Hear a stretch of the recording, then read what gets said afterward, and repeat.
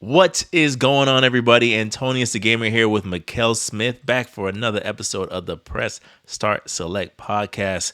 Tim, how we doing tonight, man? How we doing tonight? Tired, man. Tired. Yeah, It's been a long week, but we here. yeah, same. You know, you get home, sit on your chair, like, all right. But you know, we got a lot of things to get into tonight, so you know, we'll waste no time, of course. First things first, going in kind of an order of rollout, so to speak. Netflix has officially given the go ahead that they are developing an Assassin's Creed show for their platform. No details on timeline, right? So we don't know if we're getting the Ezio story first. The what's his name? Alistair? Is it Alistair? Yeah. Asair? All tired here. Altair. I don't know why I just had a brain fart. I don't know if Altair will be first, but essentially they've kind of given the go ahead of like, yes, we've started to get things rolling when it comes to getting a live action Netflix Assassin's Creed series. So, what are your thoughts on that? Um, it kind of smells like blood in the water. For the series as a whole, you could tell that they've hit such a rut that they need something to, I guess, get back into people's good graces or keep their name still out there in a sense. Mm-hmm. Um, Personally, to me, I feel like Assassin's Creed has, lived its glory era, and I do feel like, this is where when IPs overstay your welcome and too much wear and tear on the product, on the name, this is what you end up with. Like yes, they went with the story of like, all right, we'll just go from time period to time period, which was cool and all. But I feel like after like Origins and Odyssey, you kind of just It hit a just, plateau. yeah, it's just there. Just I think once to me, I guess spoiler alert to anyone who's never played the games. Once they killed Desmond, I was like, what is the point of this? Why is this still even going at this point? Yeah, Just end it. yeah, because Mirage came and gone, and then Mm-hmm. now this next one just I mean, and which was so sad because there was so much controversy around it, but it just came and gone. But do And you as think because like you know obviously you know obvious people have their stances on how it was received, but The Last of Us has done very well for the IP when it comes to a live action adaptation. So then you have Assassin's Creed, which isn't too fantastical that it couldn't be done. It's basically a period piece. And even if they decide to include the anime stuff, that's one green screen room. Ooh, you know, like do you think it's something that will translate well to the people who are not as into the history of the game? um, yes and no, because we've seen it happen with The Last of Us with the whole blowout of season two. Hmm. Oh, why did they have to kill off? I was like, but that's what happened in the game, which Yeah. is based on. So now, but I didn't play that. But then so now you're gonna. I mean, depending on what the direction is or what they take, you might get into the same thing. Like, are you gonna do an Altair story which transcends to Exio? Are you gonna follow a game timeline? It kind of goes back to like even the debate that Jory and I was having with the Devil May Cry anime. Oh, but then they should have done properly by Devil May Cry 3. But then who says they're following Right. Devil May Cry 3? Right. Like, yes, they're using elements, obviously, from visual perspectives and all these other things, Hmm. but they're not following it piece by piece. So it's open air as of now. I mean, we won't know until the trailers roll in what they decide to do. But I do feel like yes, they're trying to use something in terms of media to get people reinvested into the franchise. Maybe like a soft reboot or something like that. Hmm. Because I think it probably is. It's probably needed, or because even as a whole, like Ubisoft is in a very weird plateau state as well with a lot of their IPs. It's like they've worn a lot of them down. It's like they're almost like the Xbox of gaming publishers. Of like you guys just can't help yourselves. You can't help yourselves. We're gonna make a Far Cry 7 and it's gonna play just the same way Far Cry 5 did. And we're gonna make it's like, what? Why? Take some risk. It's okay. Like you don't have to do like a one for one every single time. You know, like and it's like Mhm. even if you're right of like, you know, let's just say that Assassin's Creed live action ends up being more like Last of Us in terms of reception than Halo, right? In terms of reception, does that mean all is going to happen? Okay, well, now we're going to get the Ezio Ultra Remastered Edition, like of his story all over again, which I guess is fine, right? It helps introduce it to that TV audience, but it's just kind of like, what is the end goal here besides, I guess, exposing it to a bigger audience? That's the questions, man. It's like always goes back to where do we go from here? Mm. Where do we ultimately go from here? Shadows, came and gone. I haven't heard anything about like post-launch DLC in terms of like story packs or They nothing. just they just did a developer diary thing like Okay, 2 days ago. Kind of like they haven't like announced a trailer, I think, yet, at least as of this recording, for the DLC, but there was DLC announced. okay, all right. Well, I mean, we'll see where that goes from here. I mean, Netflix is interesting. I do feel like they're starting to really get their feet in the water, especially after the One Piece success. Mm-hmm. So I guess they're trying to find like experiment with something with a different tone. I would say Yeah. because obviously blood, murder, Mm-hmm. Kind of. I mean, espionage. kind of. In the same vein as Witcher season 1, right? Like Witcher did fairly well on Netflix. It was good. It was done well. So it's to your point of like blood, murder. According to the showrunners, sex. I'm like, I mean, I think Ezio had one sex scene in the beginning of the game, and I don't remember any more sex. But sure, sure. Yeah, I mean that's ultimately where we are right now. That they're just testing the waters to see because everybody's just trying to become a greater, bigger, stronger media powerhouse. Yeah, Whether it's live actions, animation, short series, everything. They're just trying to cover the ground everywhere and dominate. yeah. Become a whole powerhouse IP. I mean, it's one of those things. Like when I saw the announcement, I'm like, I can't blame them for trying. Right? It's just like, okay, it's the same thing with like the whole Mass Effect being announced on Amazon. I'm like, okay, like I'm not gonna be like, oh no, they're gonna ruin it. It's like, I mean, it might be good. I don't know. Like especially when you're taking a chance on these long running series that we've literally grown up on that clearly have proven to have more, at least enough bones there to tell a story to a bigger audience. Of like, it's kind of like, I don't know how it is for you, but when I tell like my non-anime watching friends about anime, I'm like, listen, some of these anime stories are better than the movies you're watching. And I'm not like just saying that to say, I'm like, some of this writing is top tier. Twists, turns. I'm over here watching some of these series. So, I think the same thing can be said with games. Like, depending on how you translate that experience, it can go over well. Yeah, and certain things, especially when it comes to movies or sometimes series like with episodes, like sometimes especially with the timer over their heads, like you can't cram so much into it. Hmm. So, if you give somebody a good enough space where they could actually build upon, they could actually expand on certain aspects, man. Mm. Like even when the One Piece live action, like altered in certain areas, I was like, what, this scene was actually pretty cool. Yeah, with the exception of the Captain Kuro arc. That's the only part where I'm like, I cannot believe y'all did this. No, that was definitely COVID budget, Yeah. and then skip. Yeah, that Yeah, was everything else. You're right. For the most part, all the changes were pretty. I was okay with it, but the Captain Kuro, I'm like, no, no, no, no, no. But now that we've given Ubisoft, I guess like our somewhat of approval of like, let's see where this goes. Let's kick their backs into him. It's time. They say stuff every week where I'm just like, fam, what are y'all doing? So they had an investor call this week, and they shed some light on a couple of things and how certain things are going over with their IP. There was several more announcements made. The Avatar game that they made 2 years ago is now getting a third person mode. That's coming out this fall. So I'm like, all right, that's random, but okay. And one of the things that they spoke on was the failure of Star Wars Outlaws.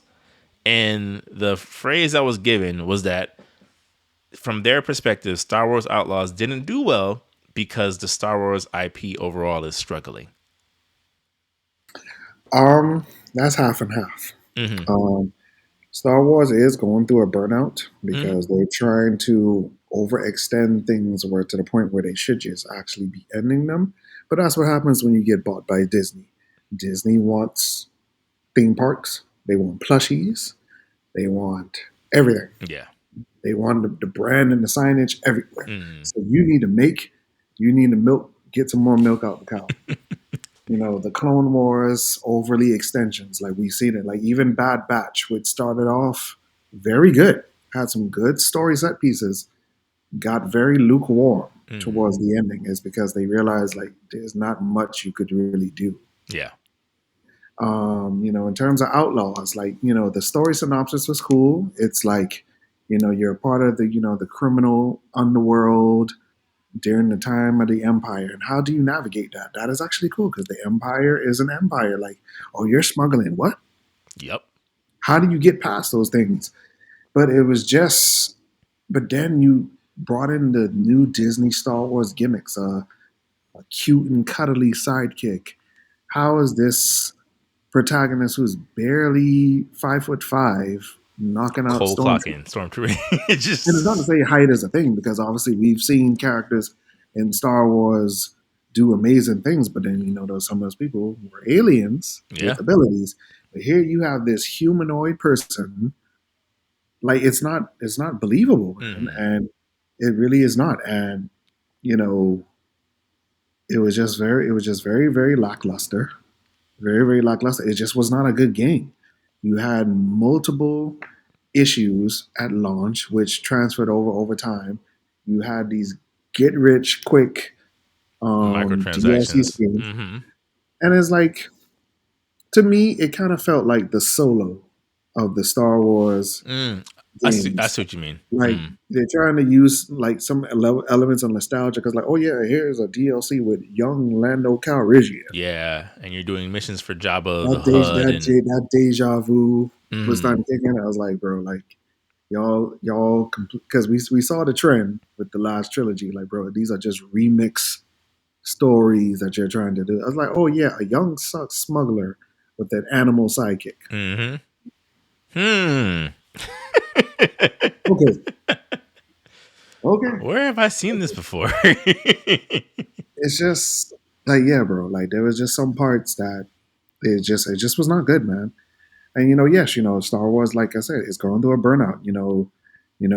Battlefront 2 was a success after all the changes. Mm-hmm. Fallen Order and Jedi Survivor were good ones.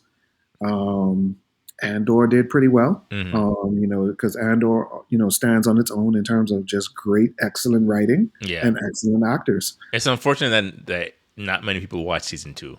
I think that speaks to the burnout of like it's not because it wasn't good. It's just people saw Star Wars and their eyes glazed over. Yeah, Unfortunately.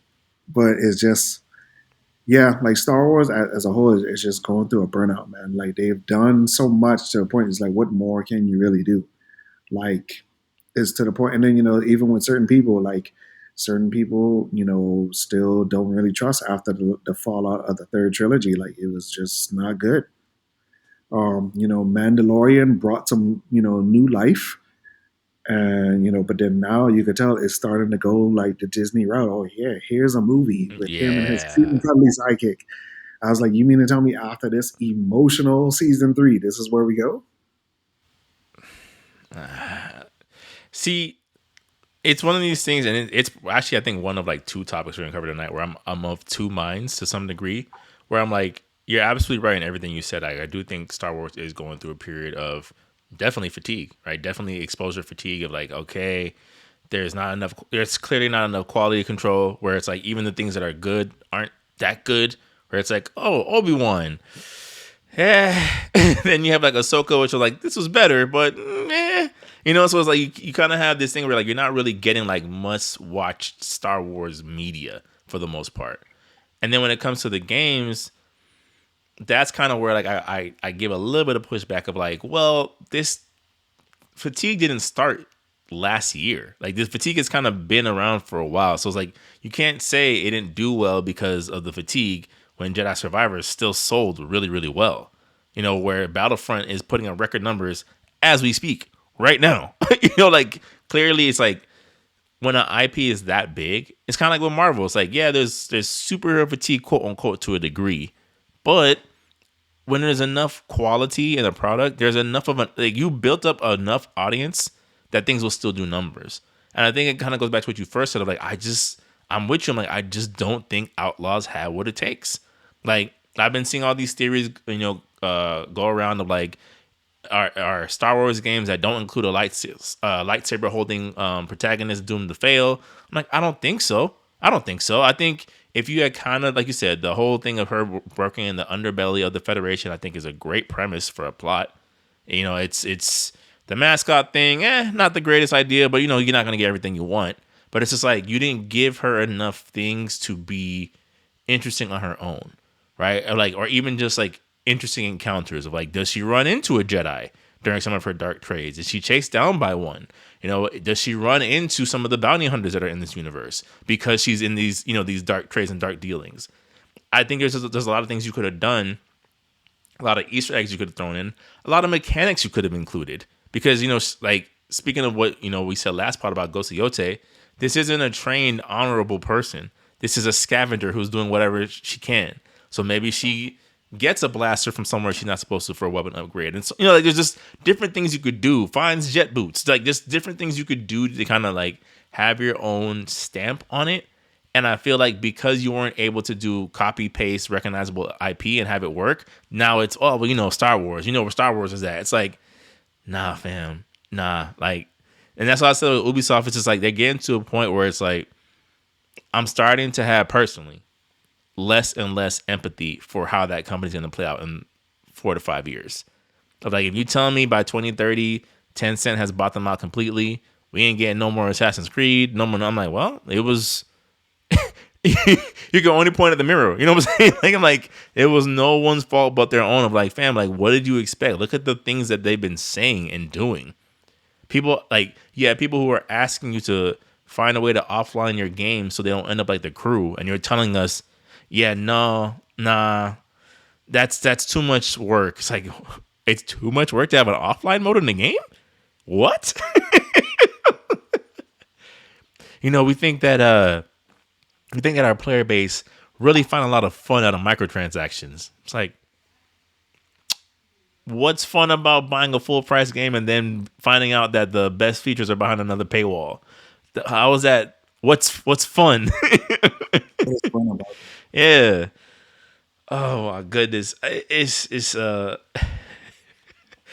was listening to the Black Okage, and he said that the fun was a acronym, and I'll let you figure out what what each letter stands for. I know we try to keep a cleaner pod, so I'll say the PG version, or I guess the PG-13 version. Fun is F you ninjas.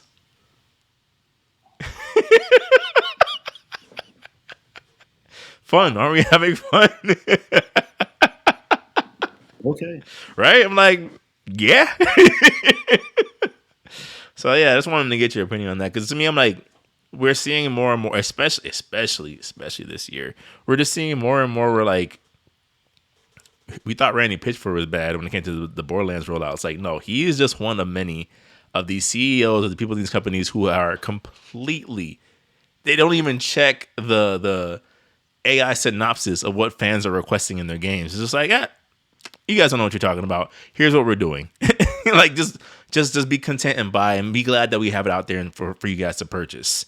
And speaking of, although like it's not really a back to formula, but speaking of CEOs who kind of got in the way of their own game, Splitgate 2, Tim, announced this week that they're going back to beta. They're not getting the numbers they need. They've gotten a lot of backlash and pushback on the prices of their microtransactions. It's so bad that they're actually ending the servers to Splitgate 1 because they can no longer afford to maintain them. So if you were a fan of this game, you can't play the first game anymore, and the second game only exists in beta. So I wanted to ask you, Tim, how long before the game ends up like Concord? I mean, it already is. Right? I don't think they make it back out of beta. Yeah. I mean, it already is, man.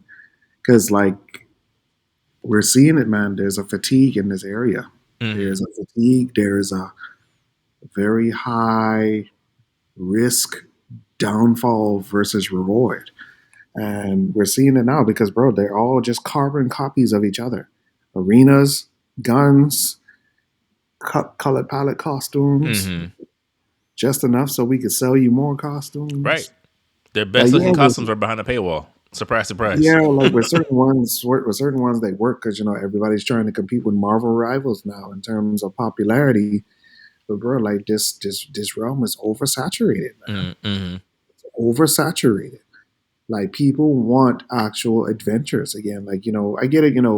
The tournament space because there are some people who just love that space, like just going around shoot and kill. Like to be honest, like I guess that's more for like what my nephew wants. Like they love that going around doing type of stuff. But then and then yes, we're the ones who are paying for it because they're the ones coming to us for our credit Please. cards and Yeah. stuff. But I kind of feel like, is that what you're banking on? Because I don't think I wouldn't even say people our age, but I do feel like even the ones a couple of years younger than us, who are still in their mid-20s, like, yeah, it was cool at first, but then they realized, like, no, bro, I can't just be spending my time like this Mm-hmm. You because can't just be pay it as you play. demands so much. Yeah, It yeah. demands. To me, like I think I said it once in like our comment section in agreement with someone in our comment section of like, I think the whole like what got intimidating for us as gamers was the daily login bonus, where it's like if you want certain perks, make sure to log into your game every single day. It's like every single day for one game. I I'm having fun here, but no, like that's one of the beautiful things about video games. Like we're gonna play a variety and a different genre of games. Like at some point, your nephew will get tired of what he's playing, and the beauty of it is he'll find something else that's just as fun to play. Right? That's the thing that got us into this niche in the first place. Yes. And we spoke about it a little bit last week. Well, with like the attention economy of like, I understand that unfortunately for these game companies, they now have to compete with the instant satisfaction of TikTok, YouTube, and IG. But sometimes, again, in my opinion, you have to try to run a different race. Like it can't be, well, we're just gonna adapt to that as best as we can. It's like you can't do it. It's impossible. You don't have the money, like, and it's not just a Splitgate thing. It's like we were seeing, like these people do not have the money and the resources to keep up with that demand of like you don't understand how short some of these new attention spans are. They want something every day if you're gonna commit to that. And we know most games cannot commit to that of every single day. Even the mobile games we play. Again, I tell you guys all the time, I'm a big fan of Dokkan Battle. Dokkan Battle don't have updates every single day. That'd be crazy. Like there's certain things of like, yo, at a certain point you run out of stamina or whatever it is that you can use to like take on certain events. It's because they want you to put your phone down. We're out of options and tasks. Come back in a week. Like look up. So I feel like with Splitgate 2, yeah, the gameplay looked fun. I think, adding portals and things like that to like a Call of Duty-esque style arena isn't the worst. But I think, when you come out with a hat that said what it said during the time that we're in right now, where it's like, that's maybe not the joke you want to be making, given the state of things, you kind of put a target on your back of like, now you really have to deliver. And now, and like we said before, it's like some of these statements, especially some of these hardcore gamers, they're going to hold you to that. When you say like, okay, I want to make first-person shooters great again, it's like, okay, if your first-person shooter isn't great, guess what? I'm about to review bomb you. And it's like you invited an energy that you didn't really need, especially for a game that, to be fair, has not been around long enough to warrant that kind of confidence. Even if you're right, even if you do have the best first-person shooter out, it's like you got to earn that. Like at least in my opinion. So, Ugh. yeah, I'm like, hate to be the bearer of bad news, but y'all are finito. Yeah, because Finito. especially when you have to shut down like servers and stuff, man, the odds are not a bad sign. Yep. Or actually, and sometimes when servers do shut down, it's because we've done our due diligence for years. But then if you're not like bro, like Last of Us remastered servers are still up, Mm-hmm. Uncharted 4 servers are still up, but then here are you something fresh still out the gate, kinda. Yeah. relatively new, yeah. And you already, yeah. It's multiverses all over again. Concord all over again. Just okay.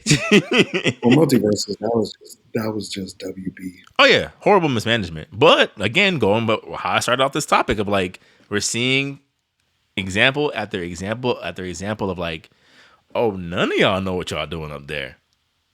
Okay. All right, I guess let's go with that. None of us know. We'll have to deal with the fallout, the debris of of y'all just making these overly confident decisions and just assuming that the audience will just be on board with it. What else do I have here on the list? Speaking of overconfidence, right? It's crazy how these topics are just flowing into each other tonight. Tim, Outer Worlds 2 is no longer going to be $80. It was announced this week from Xbox that they are going to be returning it down to $70. Now, there's been some theories rolling around that, because of course it wasn't because of, wanting to do what's best for their consumer, because if you were, you wouldn't put the price there initially. But the rumors was that maybe the pre-orders weren't doing as well as they thought it was. And they figured maybe it was the pricing, and that's why they scaled it back. And then posted that really cringe video of Outer Worlds 2 slapping the old pricing of Outer Worlds as if they didn't set the price for Outer Worlds. It's like the call is coming from inside the house. You know what I'm saying? Like, what did you guys expect? What are your thoughts? I feel like, bro, this is what like a lot of people know. There's a lot of economic factors that are going around in the world, and the way how these companies are just thinking, well, they'll just find the money. Like, no. What money? People are like necessities of life are really hitting right now, and with this hobby, which was an escape for a lot of people, has become something else. Mm-hmm. It's become something else, and it's constantly changing into something else, and people are feeling drained by it. Like, yes, Outer Worlds is a great game, but the overall truth of the matter is, you know, certain people are not so gung ho about just buying it now anymore, Yeah. especially as of now, where the promotion for things is just so stretched out. Yeah. Initial trailer, teaser, Yeah. A little showcase. little showcase, release trailer. Right. It's like, well, bro, like we want to know more. Like we want to know more about what this product is and what am I developing myself into. Mm. But it's just like no, like everything is just so skimpy. It's like everything is a little bait here, pre-order it now, and just do it. Yeah.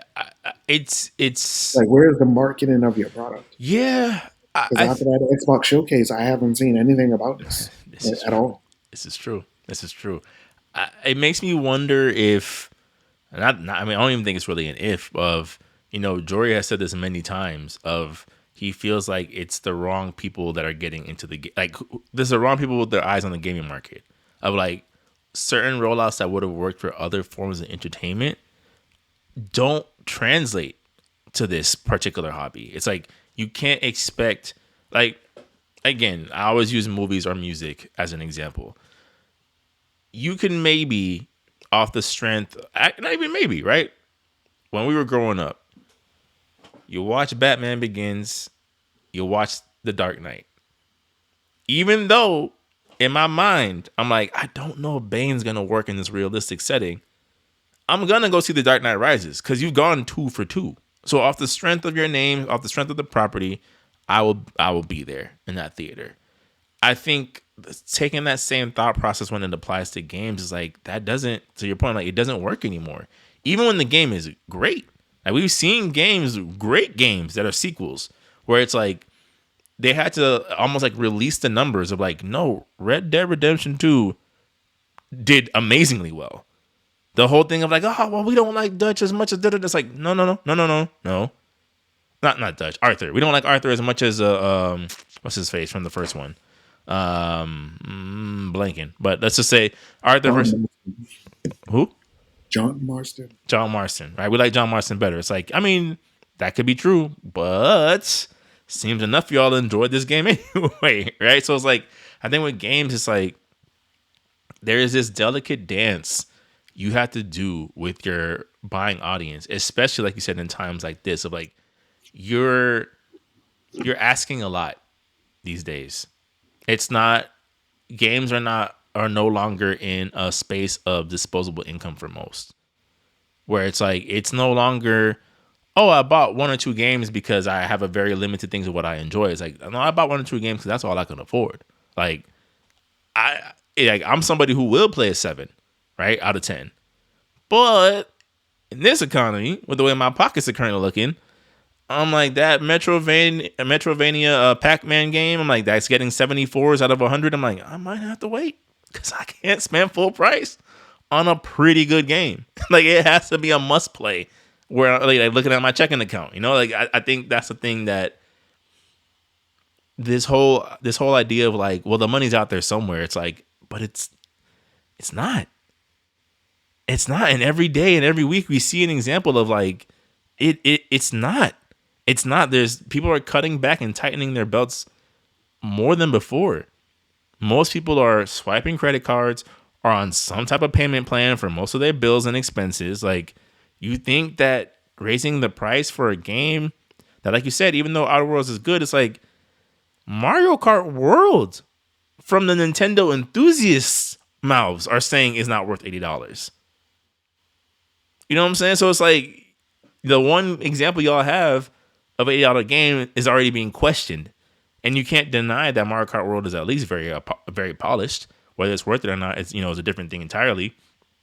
But I'm just like, I don't know what franchise right now besides Grand Theft Auto could even justify an $80 price tag. Like, do you feel like this is something where it's a matter of when, not if, or will it ever really get to like $80 is the new bare minimum? No, I don't think it will. Hmm. I think it's because first of all, it's already struggling too much as of now. Just try to sell you that because these games are showing up under quality. Like, yes, you're trying to say like, oh, the graphic fidelity and all these other things is what warrants these things. But no, Perot, we are not dumb. We are not dumb. Yeah. And we are seeing the true quality of these things, and they're not adding up as you're saying. So yes, like we are fighting back. We are fighting back in a good way. Yes, people, you're still going to get that money regardless because first of all, you're always going to do some digital ultimate edition, whatever you want to call it, and that's just what you just do. But it's to the point where no, $80, no, no. The only time I've ever I guess I'm considered old school. The only time I ever thought of that is like, no, this is some form of edition, collector's edition or something. Yeah.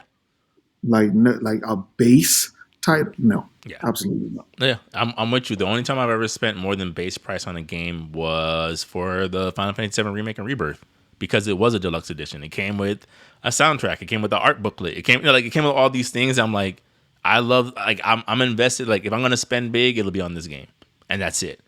But if you're just like, yeah, this is just for the standard copy, I'm like, I mean, I do enjoy this world, but nah.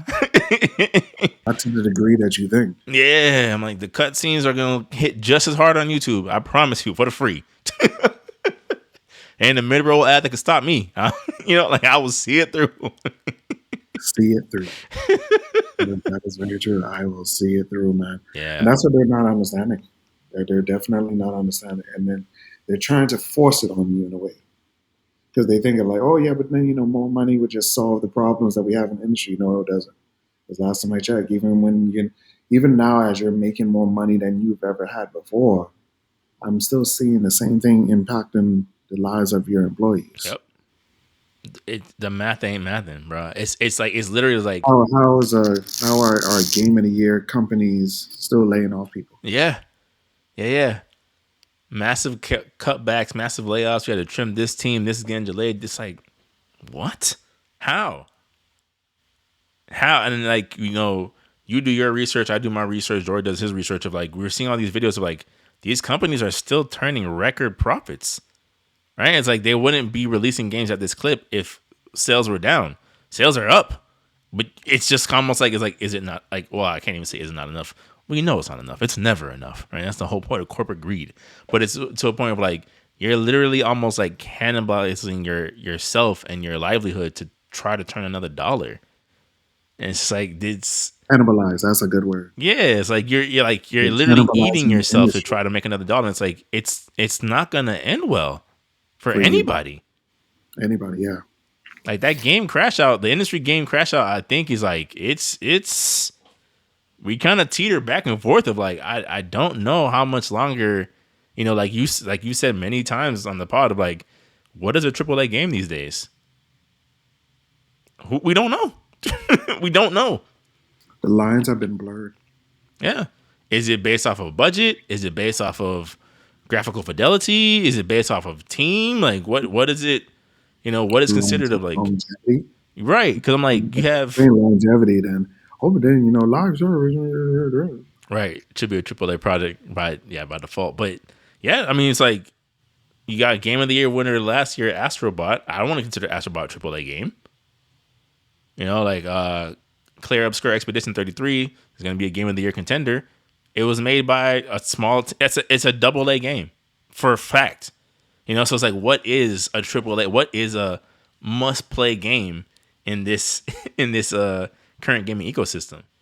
I can't think of any. Yeah, because most of the time you're just using like flagship games that represent that. Yeah, For example, like Ghost of Yote. Apparently, they said there was one news source said it's going to be just about the same length as the first one. perfectly fine. In terms of like story and this amount of hours, and side quest this amount of hours, but then of course whatever DLC that they decide to use, or if they bring in multiplayer back, we'll know. Yeah, I'm fine. Again, from the interviews that they've been doing post the showcase, I'm like this seems like a pretty good game.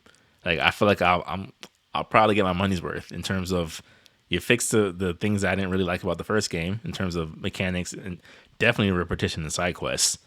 And yeah, like what like they're doing with open world. What I've always said is like don't make it bigger, just have more things going on inside of the same world. Like it's the same size as Tsushima, but there's more going on. I'm like perfect. Music to my ears. Like that's all I needed to hear. Like there's just more to do. There's more things to unlock. I'm like, cool. Like I mean, generally speaking, like I hope that as a whole, open world games get away from that mini map, just zooming out and you're just seeing checkpoints off of everything.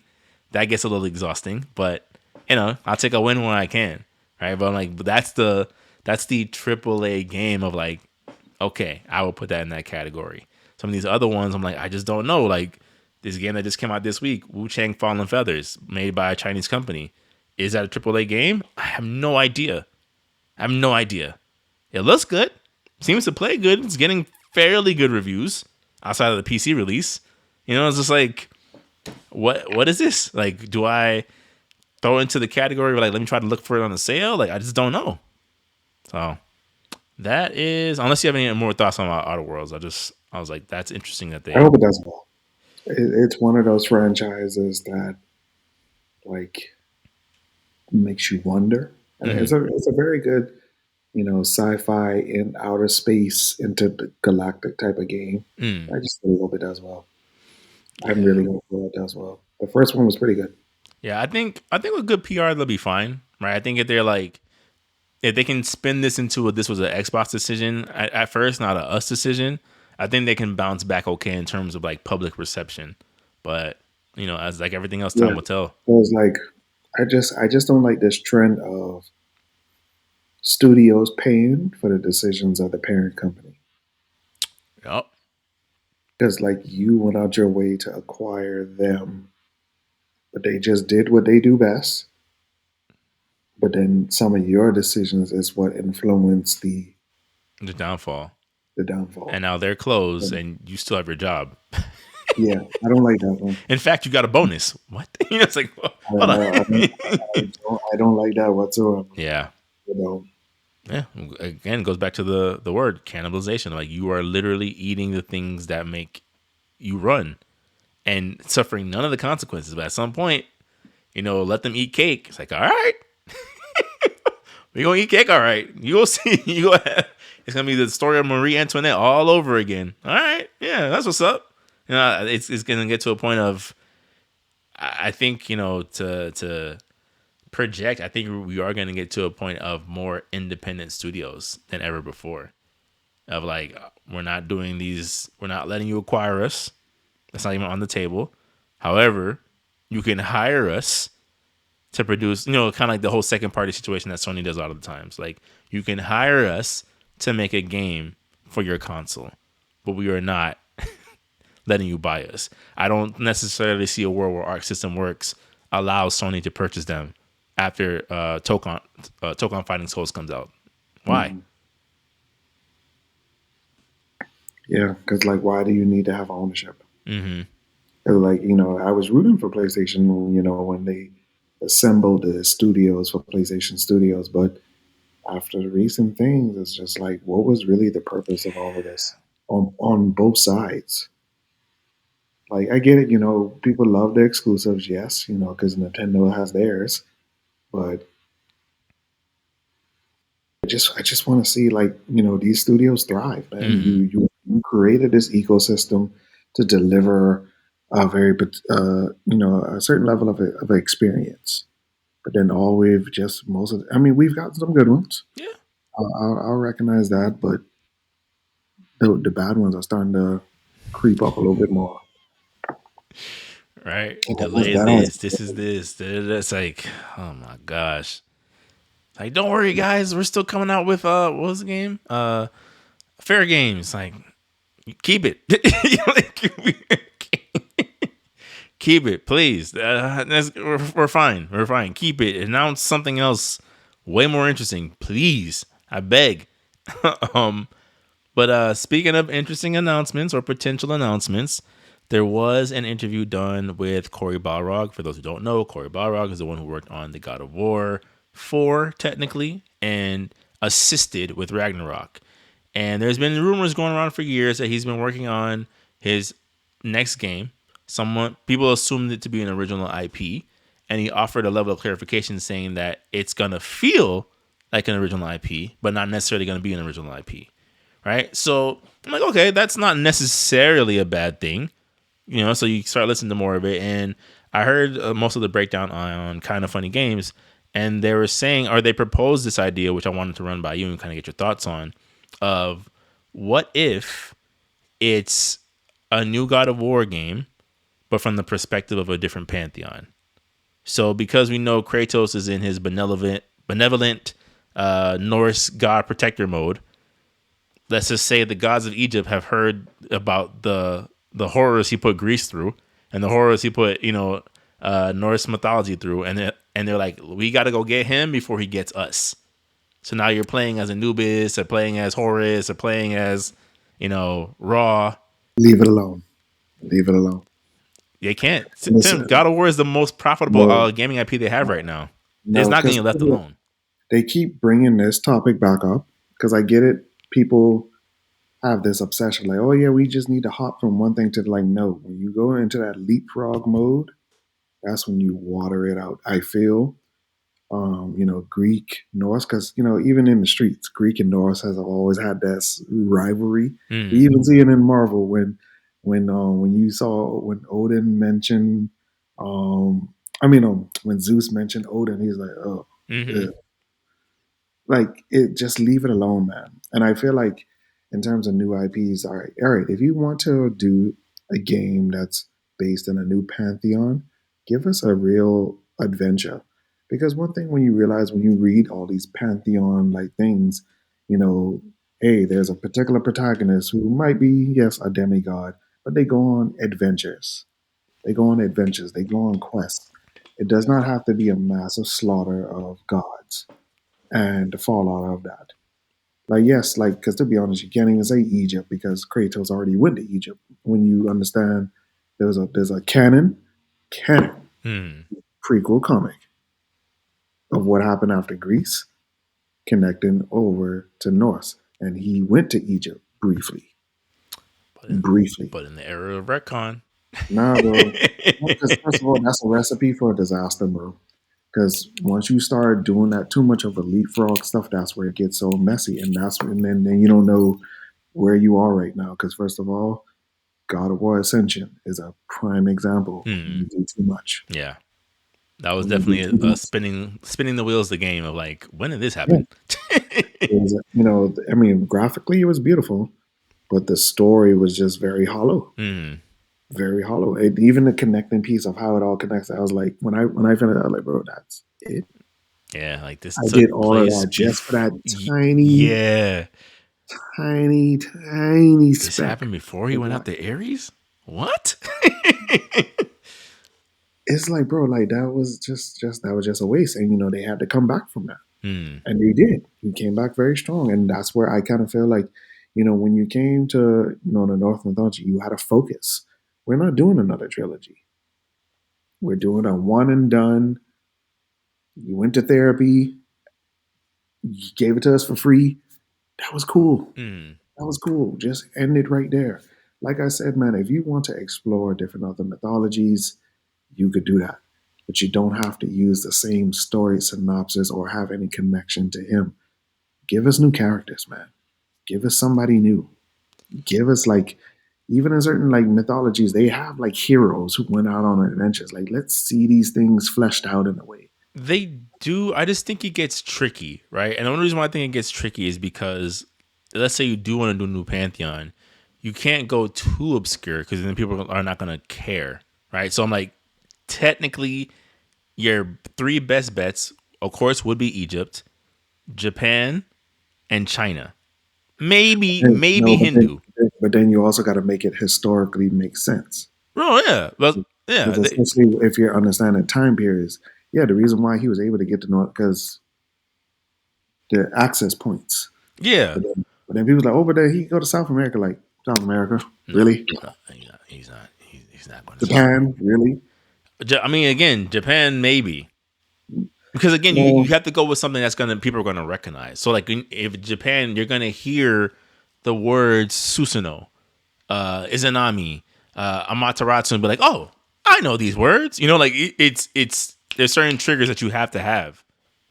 do something else, bro. Like I said, there's other ways to explore these mythologies, and I feel like that's actually a great challenge as a studio. Mm. How do we explore other mythologies, which we're not going to make a carbon copy of God of War?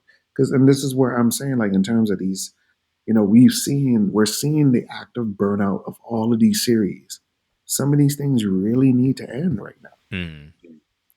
Oh, Street Fighters X and Y Z anniversary. Yeah, and we are seeing the burnout. Oh, Dragon Ball Z's XYZ anniversary. Like, yes, when we're seeing the burnout. Like some of these things just need to end, bro. Like we've milked the cow too long. Star Wars. Like we're seeing these things, man, and this is where like, all right, you did God of War 4, technically, you did Ragnarok, cool. Now, whatever you're cooking up else, I hope it's not a Sony call because if it is, I don't know. Again, God of War, bro. They put the chart out. God of War is like way up there in terms of turning profits over IP. It's making too much money to not make another God of War. but that's on them. That's on them because I kind of feel like you got to know when to walk away. You got to know when to walk away because, like, yes, it's money for sure, but it might open up a door to something that you can't come back from. And you got to add some of that human wisdom and logic into it. It's like people want new IPs. Mm. A prime example, your latest game of the year is a new IP. Yes, it's a spiritual-ish successor to a certain fallen soldier, but in a way, but it stood out. It stood out. Like even when you, and this is where I believe in Sony could do it because look how you honored your roots from Sly to Infamous. Hmm. Like, look how you honored those roots to now, you know, the Ghost series. I would say Hmm. you honored your foundation, but you created something new. And yes, there were some elements that you could relate to, but you could tell it's not the same thing. Mm. Ghost of Yote is not Sly Cooper, No. even though even though you see a little Yeah, dance. there'll be little Easter eggs and homages. Yes, Of course. yeah, but like, no, don't do that, man. And I just feel like I get it, we want to see something from these other studios, man, but it's just like tread lightly, really tread lightly. Mm. There's a whole other library of PlayStation stuff that could use a revival if you decide to, but there's some things, yeah, just it's time to move on. I mean, I guess it's just, I don't know if it's just because the industry's so volatile. Why, like, I don't know if they're going to be taking. I mean, there definitely still have to be risks involved, but it's like, if, say, come the Game Awards this year, we see another Uncharted get announced from another like treasure hunter. It's just like, I wouldn't be surprised. I wouldn't necessarily want it. I think Uncharted is cool being done personally. Yeah, But money. but then that's where us as the consumer, let's do our part. Like like Uncharted is done. Honor that. Honor that. Let's look forward to what Naughty Dog is creating next. Like, because first of all, we already seen to the point where if they just keep doing stuff back and forth, but like The Last of Us is like, I really feel like The Last of Us spoiled, like, and it's still good, but it kind of tarnished his name because it's like, bro, remaster remix is like the remaster to the remaster. It's like, come on. Yeah. Was it? I think it was like a statistic that I saw. I can't even remember, where it's like Naughty Dog's output for the last, I think, like 5 years has been nothing but remasters of The Last of Us. I'm like, that is depressing. And then didn't give us one thing that people wanted. Yeah, the one thing that we were promised. Remember? Because remember, there was initially some pushback when they announced that The Last of Us 2 wasn't going to come with multiplayer. And it's like, because we're working on something special. And then something special got canceled. It's like, he should have just given us factions too. It didn't have to be all this at this point. Like, you worked on this for almost 5 years and there's nothing that we can see from you right now. So what are we doing? Intergalactic is probably another, 2 years out at least, if I had to guess. So you're not going to put out a new game as the first party IP until 7 years into the console cycle? Okay. All right. Never. I say all that to say, to the listeners out there, hey, prepare to see more throwback streams from your boy, because clearly, very few new IP to rush forward to. Let's see, what else do we have on the docket for tonight? Oh, speaking of things that have run their course, like I said in the group chat, I was both disappointed and very amused by this week's Pokemon Direct. And we can skip all the fluff. We don't gotta talk about the trading cards. We don't gotta talk about Pokemon Sleep. None of those things are irrelevant. Pokemon Champions are already looking like a dud. It's not looking like the Pokemon Stadium successor that we were hoping for. Forget all that. No. I know. I have. No, I have a way. No, I have one glimmer of light on that first statement, but Okay. then the rest. Okay. Yeah. And then, of course, the Za. and Hermes, Dragonfly, Dragonite. My little dragon, my little pony, the Dragonite. What were your thoughts, good sir, our reigning Pokemon expert? Okay. Now, in terms of Pokemon Stadium, I feel that era of. I feel like the closing of that ended with Pokemon Battle Revolution, Okay. which was like after was technically Gen 4, because you could tell, like, all right, the Coliseum series, well, Coliseum and Gale of Darkness, that was basically Pokemon Stadium 3 with a story. When you Okay. really look at it, like, there was a lot of elements all over the place, and then of course, 4 Battle Revolution, but then after that, That's when, when Gen 5 came around, Gen 6, all these other ones, and then how they did like online battles from there. That's what I feel like this is for. It's modeled after that. The VGC. It's modeled after that. Mm-hmm. And you could tell by, well, first of all, you could tell because it doesn't have that new battle system.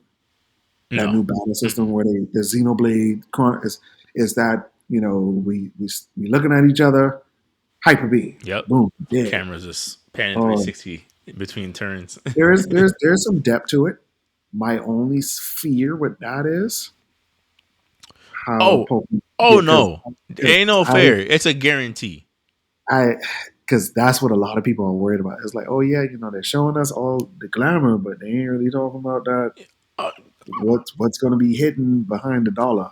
oh, put it like this. Because you could tell they want to build the VGC without focusing on a particular generational title. Mm-hmm. Because that's how I felt about Scarlet and Violet. It's like, okay, Scarlet and Violet's story is done. The raid battles I don't really care for. Mm-hmm.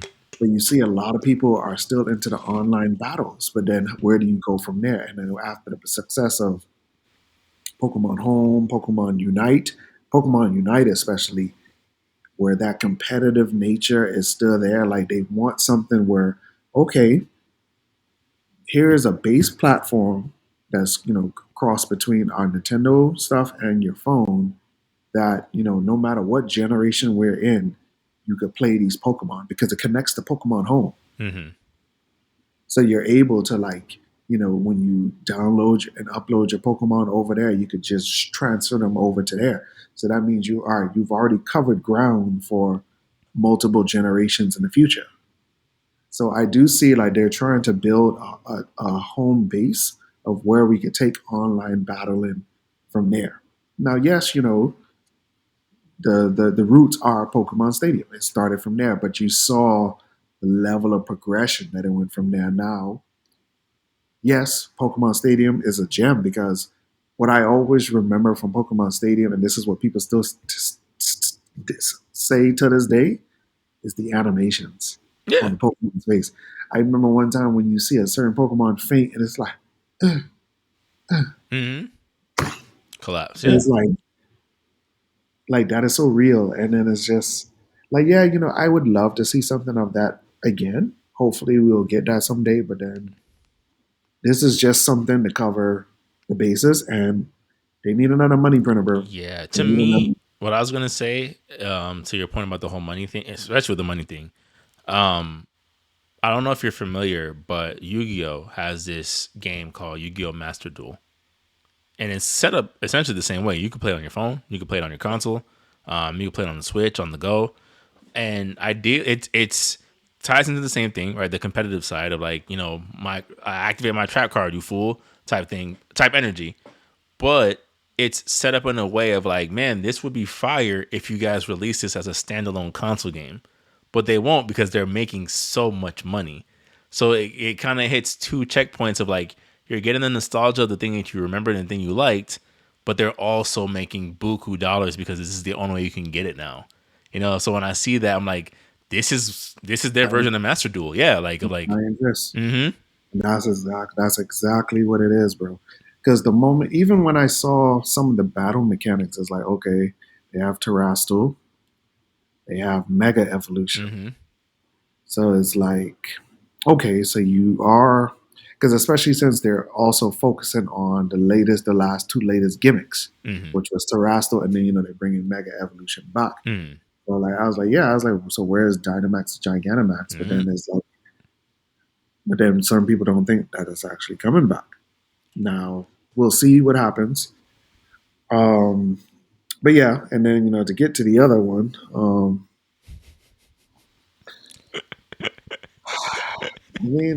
I will. I'll give them. I'll give them one. I'll give them 1 point. You know, the Japan pseudo legendary group is finally complete. Is it? Um, after so many years, it's just. I mean, the leaks were true, but that design, that design could have Bruh. been much better, bro. Because I've always viewed Dragonite as this majestic looking being, but like, yeah, I get it. Like, there are some goofy Pokemon, and it's like, but then people's like, oh, but then he's always had that edge. But then it's like, well, bro, it also depends on where you saw Dragonite from. Yes.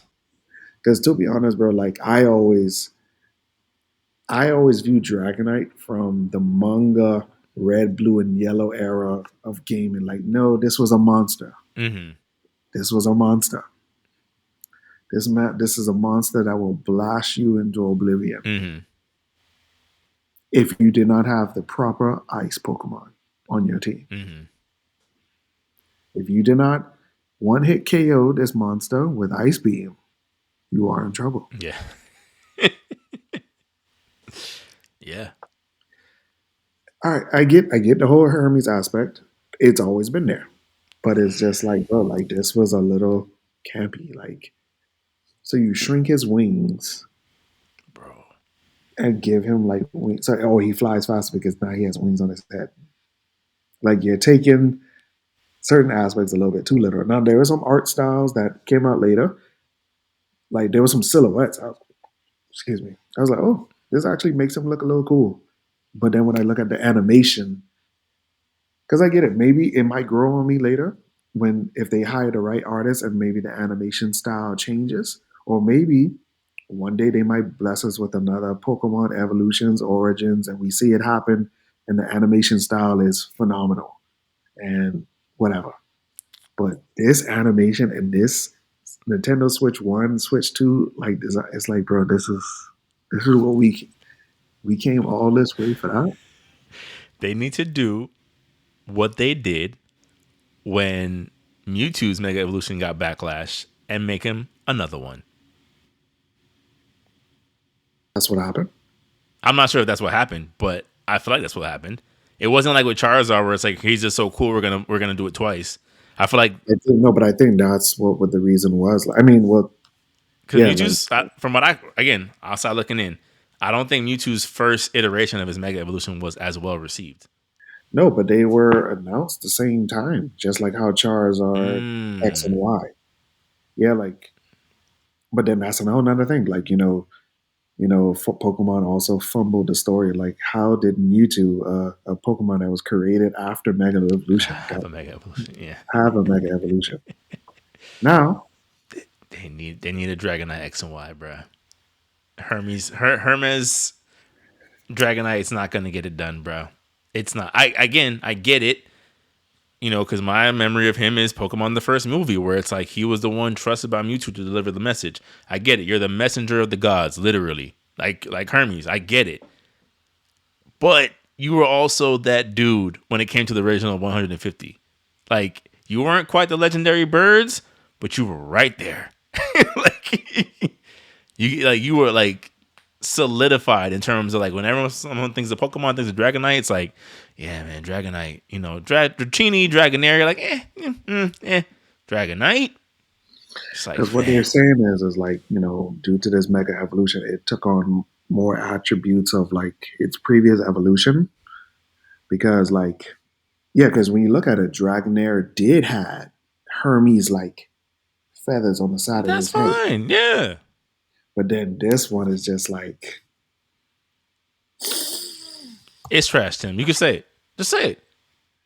hopefully they just do another animated something to make it look cool. But it's also the Switch graphics, man. Because first of all, even when I was looking at the fight with Mega Tyranitar, this looks very campy, bro.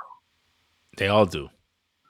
It's like, oh, they're just running around in a circle throwing rocks at each other. It's like, bro, In a like, confined circle at that. It's not even like truly open world the way they're like and pitching that's it. another thing. I still stand by this game. Like, this is a wasted potential, bro. Like, you mean to tell me I'm about to fight a pseudo legendary who has the power by his Pokedex entry to level a mountain in a city? And all of a sudden, when he goes rogue, here's this magical circle that I just have to fight him in. Yep. And not only that, but now he can, thanks to the power of the Pokemon Black Gears, he can Mega Evolve on his own. As if they weren't stealing enough from Digimon Adventure. It's just like, the Digimon Emperor's Black Rings, you say. All these Pokemon are going crazy. What's going on? Oh. bro. But yeah, Legends EA, man. Like there's some good elements in it. I like. First of all, I am happy that it is a sequel to X and Y because I still stand by to this day. Like that was a generation that was just skipped over too fast. Like there was so much more that you could have done with the beginning of the Pokemon Europe series. Um, it's good to see like certain characters returning because the one character who's a detective, she was the post game character, and like so many people were so happy to see her. That's a plus. Even the hints of like you could tell that's connected to the leaks. Like look at your two partners in that club of friends. One has a Staryu, one has a Scrafty, and those are the two new Pokemon who are getting megas. So it's kind So of for like the rivalry, yeah. yeah, you see the build up. That poison dude, his character design was dope. I was like, oh, Pokemon is really like updating like their looks in terms of characters, man. But I still feel like this game, for some odd reason, like, and it's weird, man, because it's like, bro, it's coming out this holiday season, but you've still barely showed anything. Like you don't show this. Oh, we're walking around the city. We're capturing wild Pokemon. Here's a new like. It's like even Mega Evolution. It's like, bro, we know it's coming back, but show us more, bro. Like you mean to tell me we came all this way? You announced this direct 2 months ago. The show was one Mega. Technically two. Then they show. Didn't I want to say it was Sizor? They got a mega. It's like they showed it for like half a second. Scizor already had a Mega Evolution, bro. Oh, never Yeah, mind. Never mind. yeah. Scizor already had one. Yeah, like it's like, bro, we came this far, and you only showed one new Mega, bro. One. So it's just, man, like it's just like I get it. This is looking like another placeholder game until Gen 10 comes around or the whatever. Because you already could tell they're already focusing on the money printers, Yeah. and you could just tell from that direct, like it just y'all is just focused about the money printers. Like even like the Netflix series, y'all take that more seriously than y'all games. It's like how is the Pokemon White Lotus more important? You're getting the team from Wallace and Gromit to do a stop motion Pokemon movie. That's like that's a commitment. Yeah, like like that is, like animation wise, that is a great feature. Your props for that, but it's like, bro, you're forgetting something very vital here. Your games. I think I'm gonna take a page out of Jory's playbook. His normal go to of I think Pokemon just needs a reboot, bro. When it comes to the games, No. End it. Just they end it. they need to start over. Do a gold and silver, crystal, manga, end game type scale and just end this. Just end the series. Like, well, first of all, bro, because it kind of looks like they're trying to fix the confusion. Because remember, they said the origin of the fire starters was the Chinese zodiac, but then they tried to throw you off with the last one. I was like, oh yeah, it's another crocodile, but then there's no crocodile. Oh, but then it could kind of technically be the snake. Sure. Sure. So all right. So people are saying like, all right, with the leaks of Gen 10, they're saying the next one might be a goat. I So mean, technically, we have four more generations. But then the way Pokemon is going, it's like, bro, like, it's just like, I mean, I kind of do want to see if they finish the cycle, but it's like, bro, like, it's a lot right now, bro. yeah, I don't because the thing for me, it's just I think there's too many in my opinion. There's too many constant outliers that are just chipping away at what makes the series cool. So like one of those things of like if every single game there has to be a new legendary Pokemon, it just doesn't make sense anymore. Like you already introduced the god of Pokemon. Now you've shown Pokemon descend from space. You've shown Shenron in Pokemon form. You've shown Pokemon that look like robots, like that are legendaries. You've shown the karate bear, Not like necessarily. They're like sub. Yeah. Tim, you know what I Well, mean. no, because the thing about it is when you, especially, and this is why like I enjoyed like doing the research. Like they did try to end these things, but then the money just kept talking. Like I did feel when you did the 4 major districts of Japan and the last one was Sinnoh, you tried to end it there because it's like, bro, like you literally just brought out the Alpha and Omega. Like, Yes. but then now you've brought out so many other stuff that has like outshined this dude. So that's why when BDSP came out, people thought like, okay, is Arceus about to get like an upgrade or something that makes him more relevant? Is he about to get a Mega? Oh no, he just got a plate where whenever you bring out your Pokemon, he automatically turns to the type that overpowers you. And that's it. I That's mean, like that's kind of cool, I guess. kind of, Yeah. but it's like so, because like there's this mythology behind him where how he created the universe with the unknown because they said the unknowns are like in a sense like extensions of him, but then it's code Digimon Yeah. code. Oh yeah. But then I would have loved to see like what that actual like if you actually want to take it that far, like what is his actual form? Because it's like, bro, you brought out Primal Groudon and Kyogre, and Ho and Lugia just looking at each other like, bro, like we just got skipped over. Mewtwo got a Mega. The legendary birds got Galarian forms. Deoxys is Deoxys. Deoxys is just I'm that guy. That's what You had to Tim. fight That's what I'm me. saying. You had to fight me in space. You done hit the like, and I'm saying this out of like in a respectful way to them of like you did it. You know what I'm saying? Like you Gen gave 6 us was North mythology in France. like you did it. You gave us peak of peaks of like even again in our adult selves. Like I'm like I say it all the time. I'm like Rayquaza is a fire looking design. It just is. Like they did it. Like what I don't know what else like they need to prove when it comes to the series. Of like you guys, Well, this next one is based off Greece, bro. So expect Zeus, Poseidon, Hades, Hercules, Odysseus, as and if we don't already have another world-ending Pokemon. I'm already having a hard time believing that Lugia and Kyogre share the same ocean peacefully. I don't believe it. I don't believe it. There can only be one. At least with Groudon, it's like, okay, he's in a cave somewhere. It's like, all right, I could take that. But you telling me Kyogre is just like, I'm gonna let these people do their thing? No, nah. You're not no legendary nothing while I'm swimming down here. and then especially when you know the map of like Japan, like you see how like so Hoen's right here, Johto's right there. Right. Like, that's my territory too. okay. Yeah, man. I think it's just one of those things where I'm like, I don't know. I think again, going back to Mega Evolutions is a good step. It is a good step. I just when I look at the Pokemon series, I'm like, there's something. I'm like, it needs another break. Take another like 2-year gap between the next. Like there's some. Just take it to a point where like you need to come with a really breath of fresh air idea because these ideas they're not sticking. Every time we see a new clip of the real time combat system, like this looks wonky. You mean until I'm gonna throw out an ice beam and Machoke's just gonna do karate, karate cartwheel out the way, and then we're just chasing each other to around a pee? And I gotta like toss an item and now it misses Vulpix's head because it decided to run away.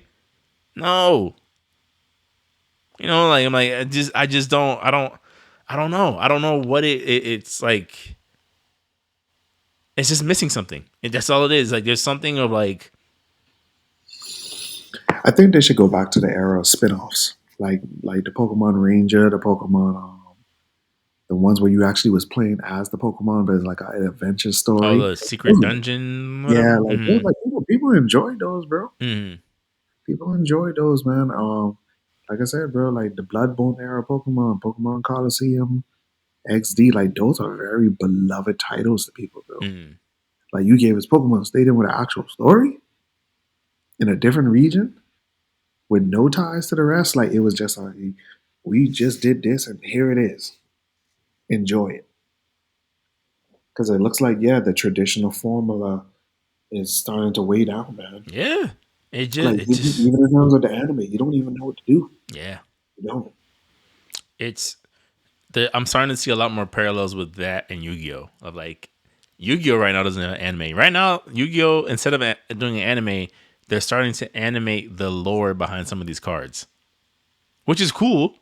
But it's like, oh, y'all are clearly out of ideas. Here's the story of the Dark Magician. It's like, oh man. Like I give them credit; they're setting up their money printers in Mhm. a good way. The VGC, the trading card games, they're setting up their money printers. But then you still need to draw people in because you got to create new Pokemon to draw people in. Oh yeah, but that's where the mainline games come from. But it's like, well, bro, these mainline games, they're starting to like you're starting to see the fatigue, man. Yeah. Like I was very, like I said, bro, I was very happy like to see Legends, like even just like, oh, so you are taking Legends seriously. Okay, that's great. Mm.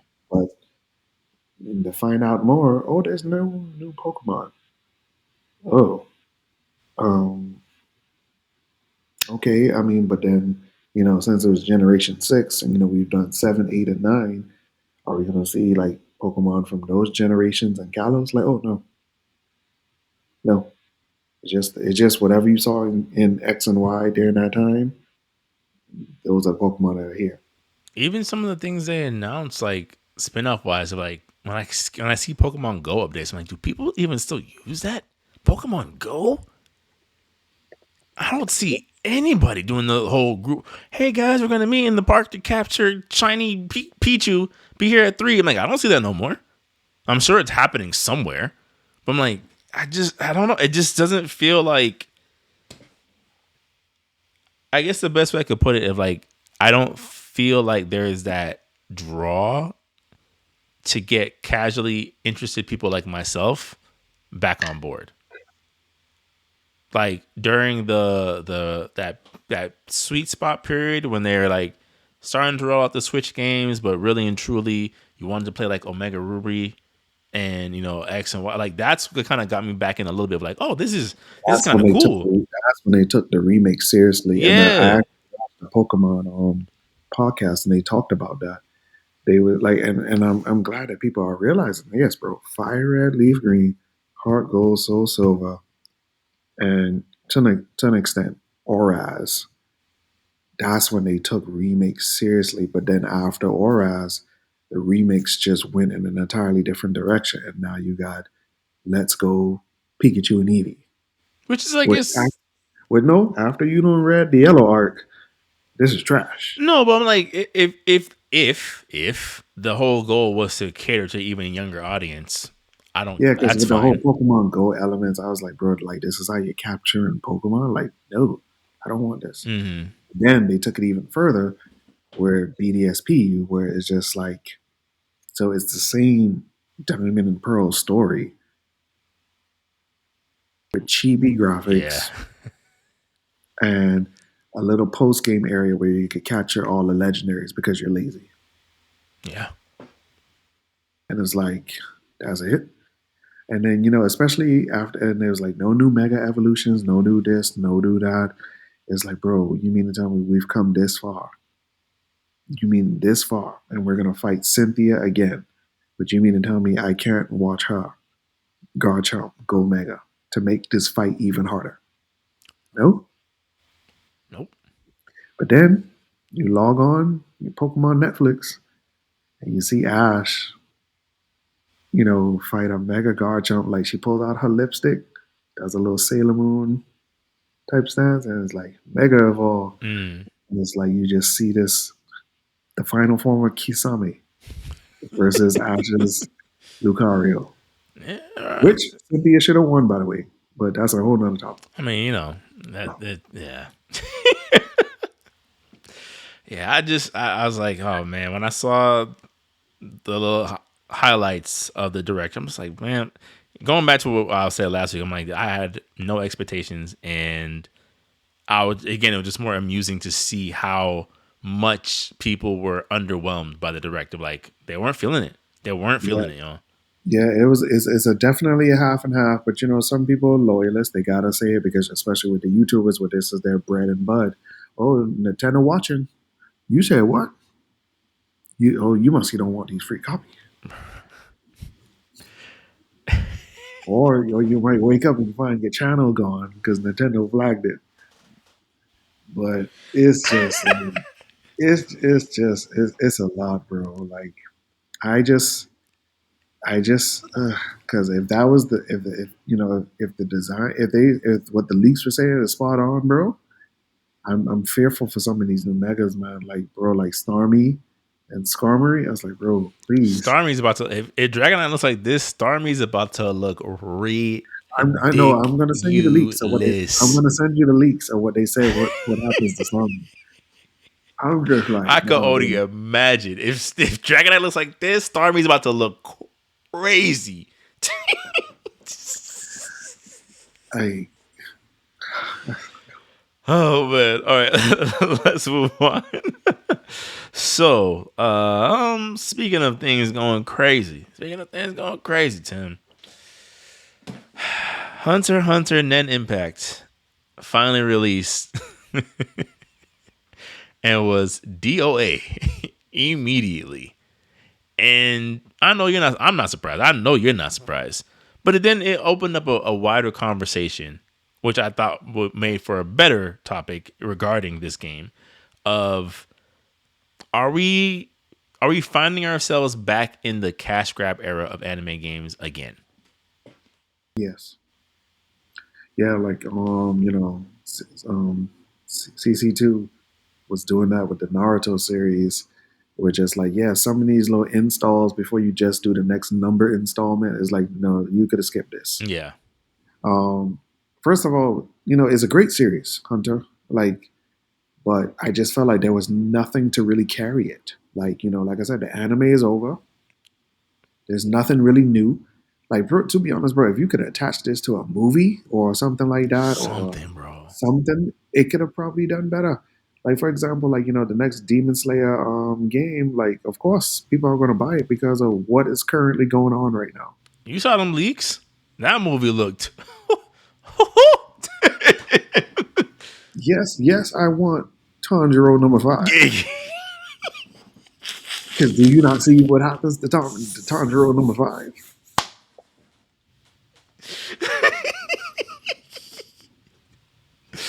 Like, When he started breathing different and started moving like him. Like, come on, bro. Like, yes, I want the full Hashira pack. Yeah. Of course I do. Yep. Of course I do. Yeah. Oh, Muzan's DLC, you said? Okay. Give me Demi Michael Jackson. I'm here. Like I want it. I want the Infinity Castle stage. Yeah. Oh yeah. I want it. Yeah. Of course you want it. But then, like I said, you just drop this with just nothing. Like even the Bleach game, like it made sense because the anime is in full.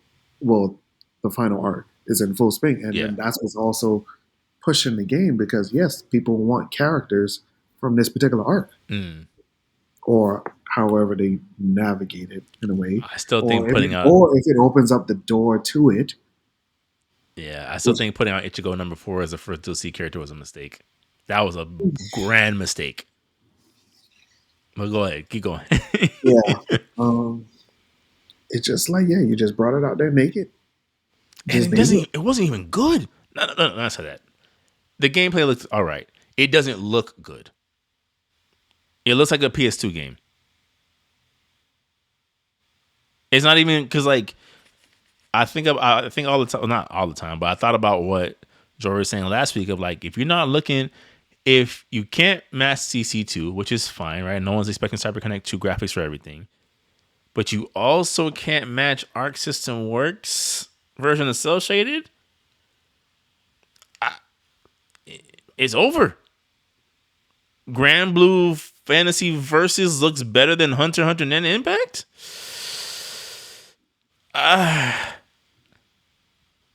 Skullgirls and Melty Blood takes a more graphical, interesting style than Hunter x Hunter Net Impact. Woo! Your roster is what? And one of the soldier ants is DLC for season pass number 1? Ah, no, no. Mm-mm. Yeah. So I mean, it definitely was a cash grab. It definitely was. And I mean, I do feel like there are going to be some loyalists to buy it, which I do feel like is good because you want to support something that is dear to your heart. But it goes back to what I said earlier in this pod. Like, where do we go from here? But I feel like it's something it's a where do we go from here that's completely preventable, right? And I think that's the thing that always kind of like aggravates me of like Hunter x Hunter, like you said, it's a great story with great characters. It's like it's really just about how you execute it. That Yeah, the execution yeah, I'm behind it. like Killua family alone. The dad, his bro. I'm like like super invested in how like his family, all of his family is interesting. His grandfather, that dude is the man. You know what I'm saying? Like, but like you're not rolling like you're seeing the story mode. It's the same traditional static slideshow with subtitles. It's just like you can't do this. You can't have a Jujutsu Kaisen curse clash where it's just like these cash in, cash in, cash in, cash in. It's like, fam, it hasn't been that much of a gap between anime games. We were around for Dragon Ball Sagas, Taiketsu, all them little cash in games where you're just like gritting your teeth. As like, like not everything was Budokai. Like people's nostalgia glasses is on. It wasn't just Budokai. We're getting Budokai, Shin Budokai. Like, right. there was some parts about Shin Budokai that did better than Budokai. Yeah. We were getting a lot of just do it, just do it, just do it, just do it. The PSP version of the Storm games, only one of them was really good. If we want to really have that conversation, Yeah. so I'm like, we lived through that already. It wasn't that long ago, and to kind of be back here of like, why do we have to like pull teeth to get a really good One Piece game? Like, why is the last One Piece game that was good was the one on 3DS where they had to fight the guy that had the vampire fruit? Why? Why, you know what I'm saying? Like, why is that the last good story mode? Like, why wasn't Odyssey good? Why wasn't World Seeker good? Yeah, we're gonna have a game where you only play as Luffy and Law and Zoro DLC. What? No. Because first of all, bro, this would be an excellent point for a One Piece fighter, bro. That's what I'm saying. I'm like, it's.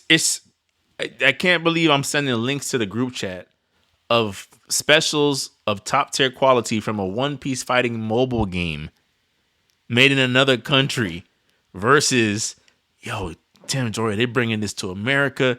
They had a secret team from Arc System Works working on this. One Piece fighters, like, that's all you see. We want a One Piece fighting game. We want a Naruto game that is not another arena fighter for once. Like, I think even going back to that one, the upcoming My Hero game, it's like, fam, like as soon as you see Arena Fighter, granted, it's the third installment in an Arena Fighter series. It's like your eyes start to glaze over. Like, we're doing this again.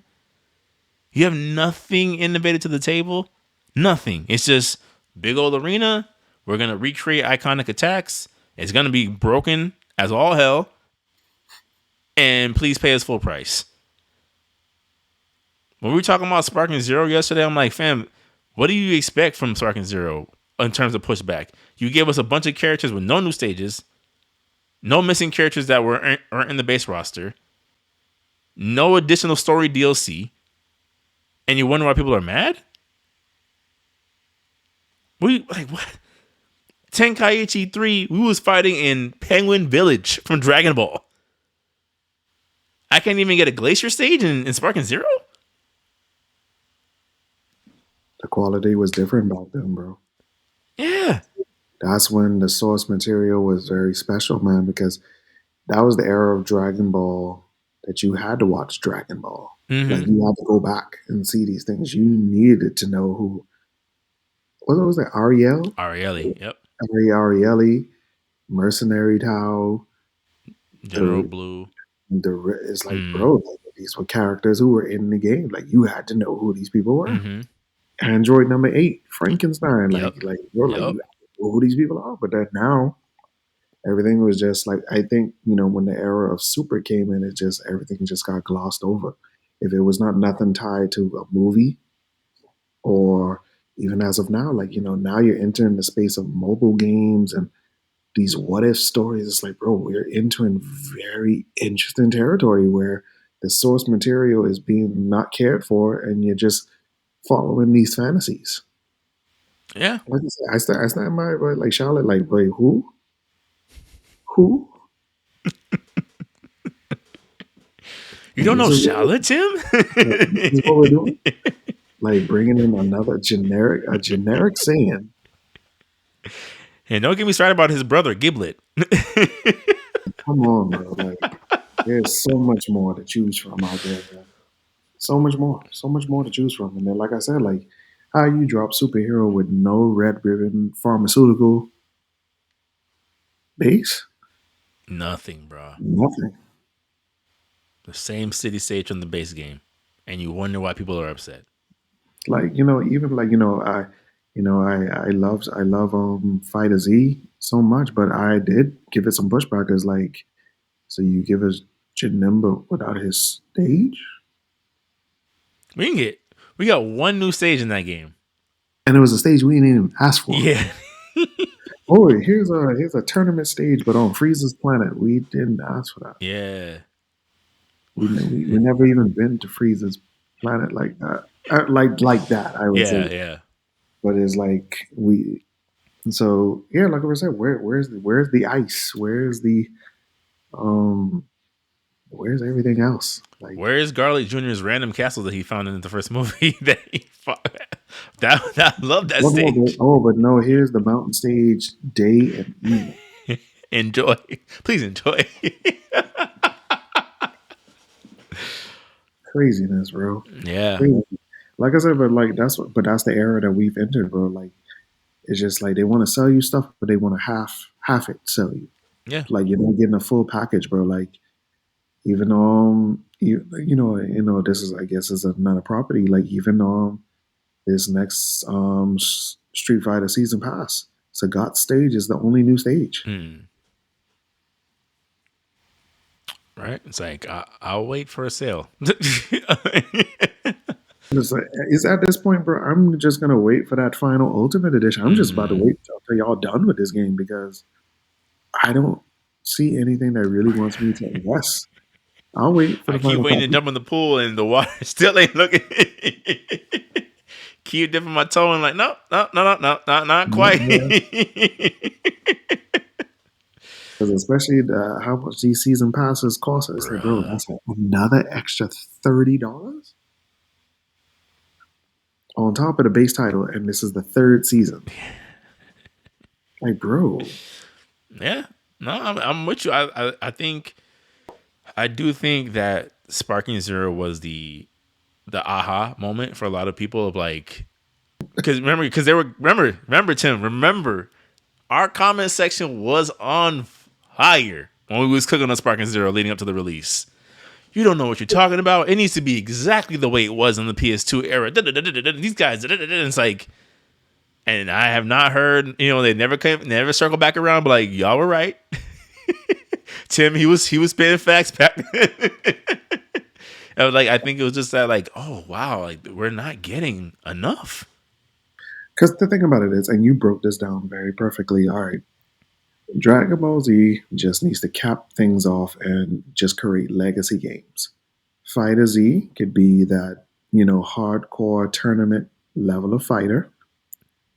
The Sparking Zero Tenkaichi format, you could just have that for people who prefer more open arenas. For the casuals. And, the Kakarot series could be a hybrid of like story mixed with that. And call it.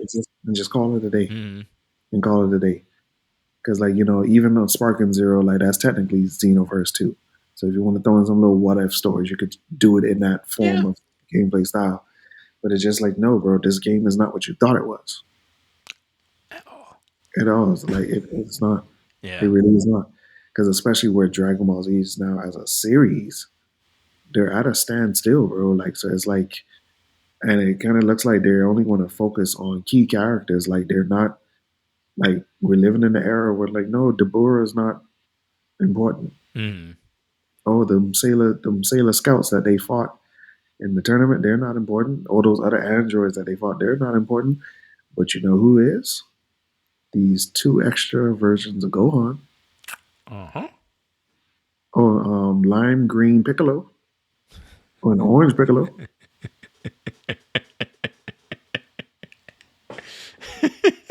I can't wait. I can't Capsule, wait. Capsule Academy Pan. Right. Makes a little bit of Bulma intellect. I can't wait for the weekend of that O moment when people are like, yeah, they finally put in Daima Goku into Sparking Zero. It's like, you already had all these forms. In fact, you had a better version of the same form.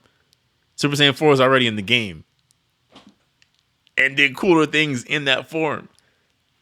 Yeah. So, you know, like, I think Sparking. But he's not the same color. It's like, oh, so that's what it's all about now? The color?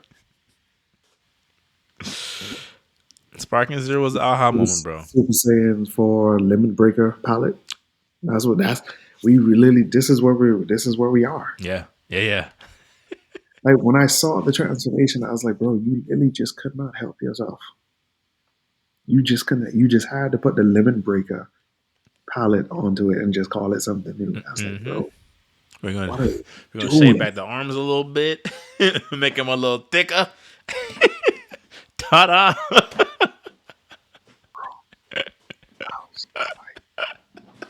Like GT gets it slack, but I stand by it. GT did it better. Yeah. We talked about this before, even before we started doing the podcast, like before we started doing the pod in general. Like I've always said, I'm like, GT was never lacking in ideas. Execution, completely different story. Ideas, chef's kiss. The Shadow Dragon idea alone, I'm like, yo, whoever came up with this, you've overused the Dragon Balls. Starting from when Oolong wished for panties. So you had to watch the whole series to know what they were talking about? Cooked. No. Bulma could wish for a BBL, a facelift,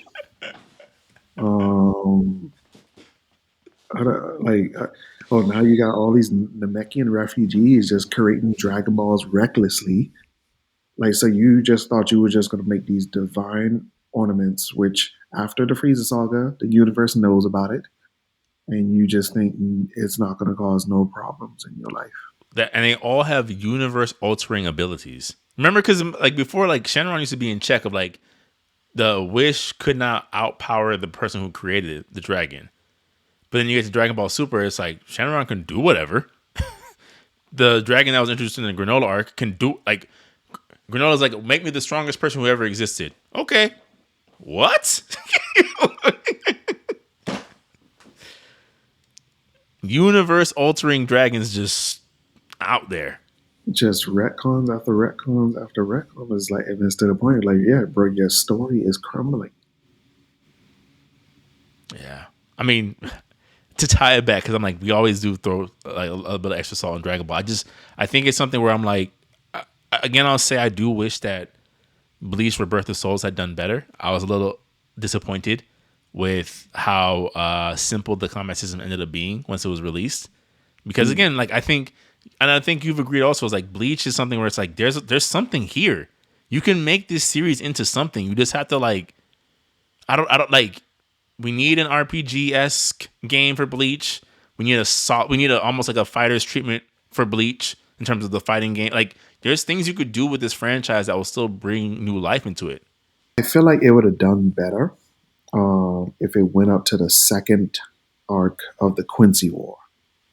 Because especially as we were waiting for the third one to fizzle out a bit, I do feel like there's still a missing presence. Like, oh yeah, but bro, where are these killer Quincy's?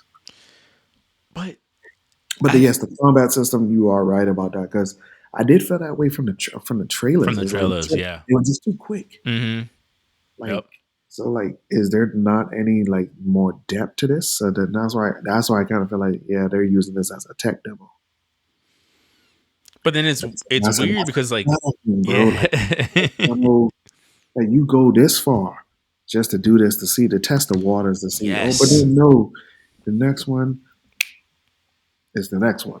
Yeah, no, I think you hit it right on the money. It's the same. I think you said something similar to about the Demon Slayer games, but like you called it like two is the one that's worth getting, not one, because one is for Tanjiro, and because there's just not enough here. There's not enough meat on the bones to really get a quality product out. Like you said, it's a template of what's to come. And then you starting to see all the previews for two. It's like two is better in every way. It's like, oh, well, of course it is. Of course it is. You guys have set the groundwork already. Now we're about to see, the Entertainment District arc in CC2 Glory at this point because you guys have already figured out what to do.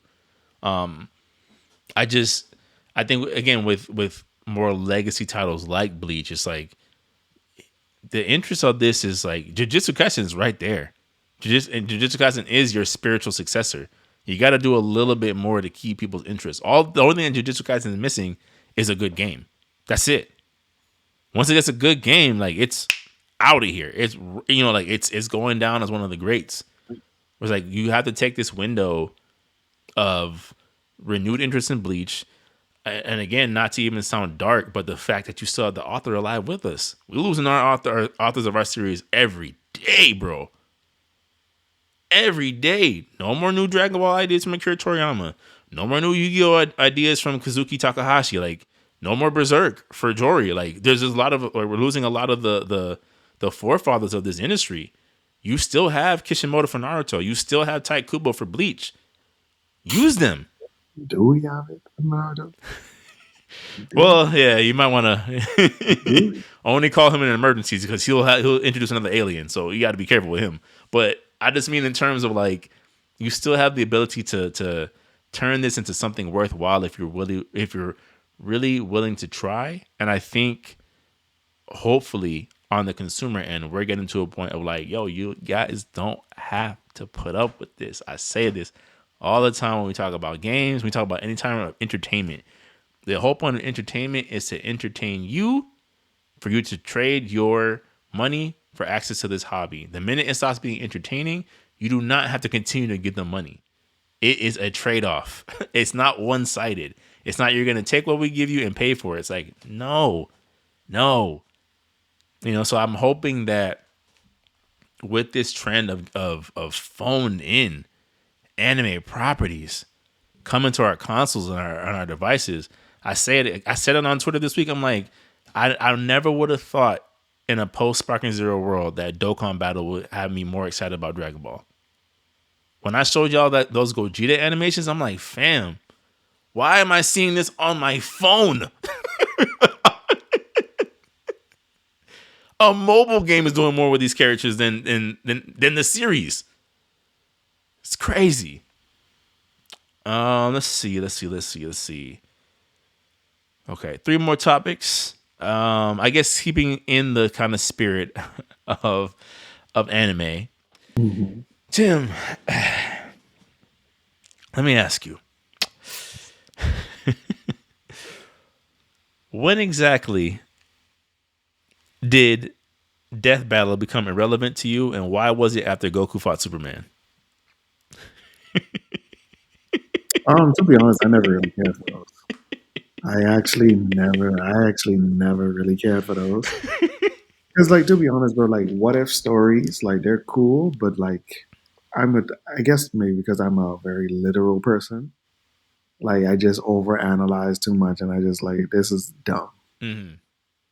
This is very dumb. Yeah. So for those who don't know what we're talking about, kind of in the same vein of the Goku vs Superman debacle from years ago, the internet has been going in and getting all types of jokes off because Death Battle just put out a Midoriya from My Hero versus Miles Morales, and they had Miles. They basically, spoiler alert, Midoriya wins. So you're seeing both sides where you have again the Mary Sue of his universe who has all the powers fighting a Spider-Man. And like, okay, of course he'd win. He could fly. He could do all these different things. He can use webs. He has those black whips, whatever.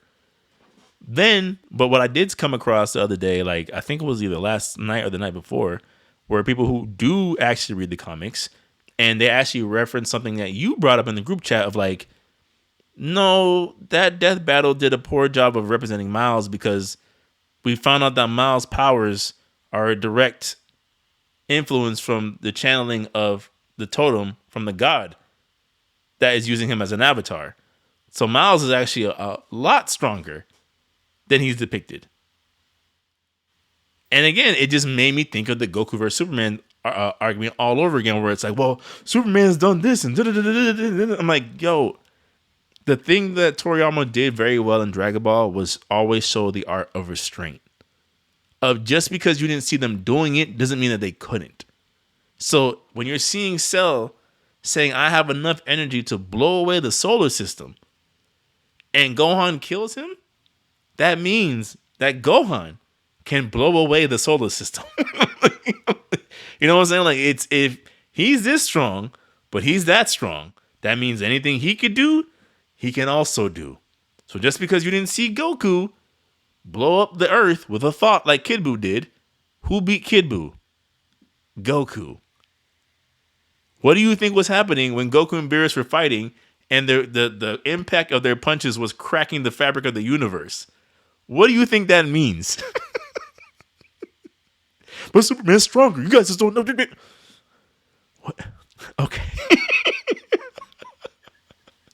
I mean, I get it, bro. It's definitely for online, just online debacle because we want to see, like, test the waters and see what people say in theories. Like, because we've always had theories about so many other different series, but it's just like, yeah, even the stuff with Miles, man, even that had a whole rebuttal. Oh, you're making Miles too more advanced than Peter. I was like, bro, Peter Parker, who's had many iterations in this world, the man was once upon a time the spirit of vengeance, the this and that. So you mean to tell me a kid of the African diaspora cannot connect with the god of his culture? Okay. Okay. Right. We already know what that is. Right. Right. You complain about Miles being overpowered, then they give an explanation of his powers, and you complain about that. So which one? You just want him to be the sidekick. Yeah, like you just tell me you want him to be Robin. Just say I want Miles to be Robin. You just want him to be the sidekick and never outshine but then isn't like, I mean, technically he's not Peter's successor. He's and not. That's why I think people need to really get away from that. He is not Peter's successor. He's not. He is his own person who gained, like powers, but it's just in a whole different way. Yeah, it's like, and it's not, the thing that's weird about it is like it's not even like it's a such an unfamiliar concept or a foreign concept. Like I look at the Batman series of like, yes, they would team up all the time, but at some point, Nightwing is doing his own thing. He has his own city part of the city that he protects. He even left that city. He went to Bloodhaven. Yeah, he left. So it's just like, and then even in terms of like, since you brought up Batman, the main four Robins, they are not successors to each other. They are their own different person. Nightwing is different from Red Hood. Red Hood is different from Damian. Mm-hmm. Tim Drake is different from all of them. Yeah, they're their own person. And even when it came down to that one storyline where Batman goes missing because of the whole, all the different things in comics, and Dick Grayson temporarily replaces him, it's a different kind of Batman series at that point. Of like, he's not meant to be a 1-for-1. He's doing his version of what he thinks Bruce would be as Batman. Not that he's inferior, it's just different. So I feel like when it comes to Miles, or even just these whole things of like, it's I feel like people look at it as like, oh, it's a threat to the original character. It's like, it's not. It isn't. There are two different characters with two different stories, two different power sets. You got Miles swinging electric swords in the comics now. Like, he's clearly becoming something more than just another Spider-Man. And that's okay. I don't think there's anything wrong with that. Even Storm is becoming an entirely different Like especially with this latest stuff that's been releasing, these things are changing, man. Like, Yeah. To me, but yeah, go ahead. I mean, Midoriya is. Ugh. Right. I'm like, I just, it was just funny because I'm just like, it felt like our Goku versus Superman. Of like, one, I guess shout out to Death Battle for being around that long, but it's also one of those things where I'm like, man, like I feel like it's one of those things where like they start showing a bunch of, and it's not to discredit science and facts and statistics, right? Those all have their place, obviously, but it's like they start listing a list of feats, and it's like, well, because of these things, this person has to be stronger, and it's just like it's not that simple. It's not that simple. Like I'm listening to this video of them break down Miles's feats outside of Death Battle. It's like, yeah, Miles fought Blackheart. I'm like, Blackheart from like Mephisto's Blackheart? Yeah, and he beat him. What? You know what I'm saying? It's like, I mean, I didn't know that. that's what I'm saying. I'm like, that would make him pretty strong. Pretty strong. You know, like it's just I don't know, bro. It's It's just for outrage, bro. yeah, yeah, It's outrage. yeah. I don't mind the what if matchups. I thought, every now and then when I would peek in, I'm like, oh, okay, All Might versus Guy. That's interesting, but this is like, I can't take this because you guys are not, it's almost like selective rage baiting. I'm like, just the right knob to turn to get people to be like, what? Hashtag death battle, hashtag engagement, hashtag, like it's just, it doesn't feel like it's coming from a genuine place, and it hasn't felt that way in a long time, weirdly enough. It's just like, or even the age old who's stronger, Saitama or Goku. It's like, again, just because I can't doesn't mean, or no, just because I didn't doesn't mean that I can't. It doesn't mean that I can't. No, you don't understand. Saitama, he split the stratosphere. If Cell can blow up, you know what I'm saying? If Johnny has two apples, you know. And then let's see. The last or second to last topic.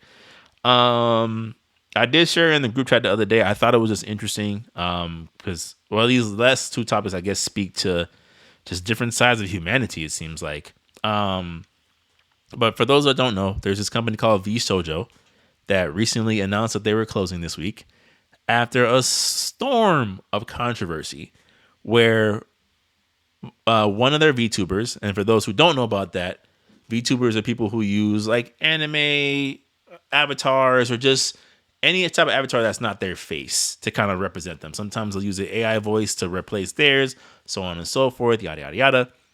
The TLDR basically was the company represented a huge VTuber in that space who suffers from an autoimmune deficiency disorder. And it's to the point where they get sick very often and therefore have a hard time having a social life because they're always so sick.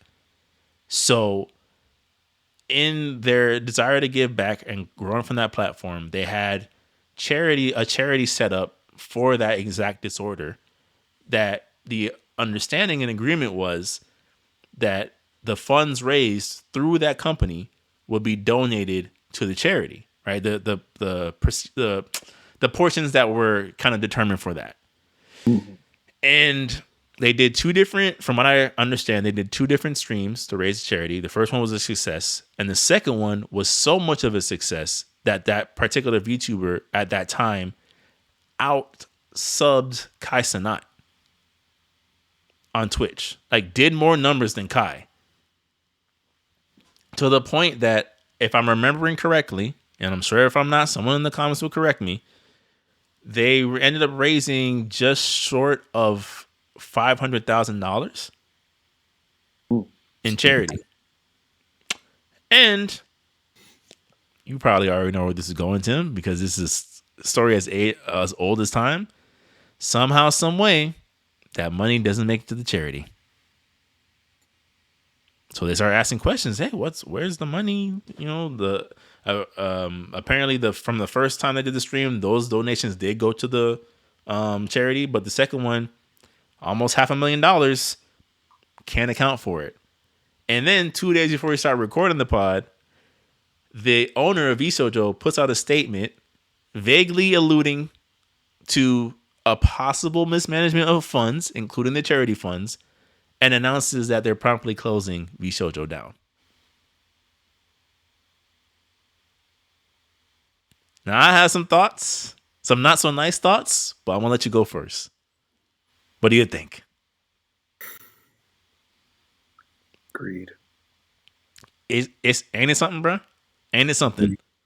Greed, dissolve, liquidate, disappear, come back, Yeah, or not come back at all. yeah. They're gonna declare bankruptcy and peace, vanish into the wind. Greed, man. It's something, bro. It's something. There may not Made money off I wouldn't say a tragedy, but someone's pain, off of a disability. I'd say. and it went further than you expected, and just your eyes just got bigger, and it's just like, wow, that is no integrity, no integrity whatsoever. Yeah. To me, I mean, there's a lot of things that you said over the pod. We've kind of all shared our own personal thoughts and opinions. There's a couple things that I always have a soft spot for, and I mean soft spot. I mean I'm easily triggered by. One of those things that we've said multiple times in this pod. Anything directed towards children, harm or otherwise, is going to set me off the edge of a cliff in terms of outrage. Shortly thereafter, is taking advantage of the disabled. Like you think about this life that we live. We're not old by any stretch of the stretch of the imagination, but we've been on this earth for a little while now, and we've seen the courses of people's lives change wildly off of just a diagnosis. Now you have this, and your whole world is upside down. So even when you see something like, for me, like as it's like I have irritable bowel syndrome.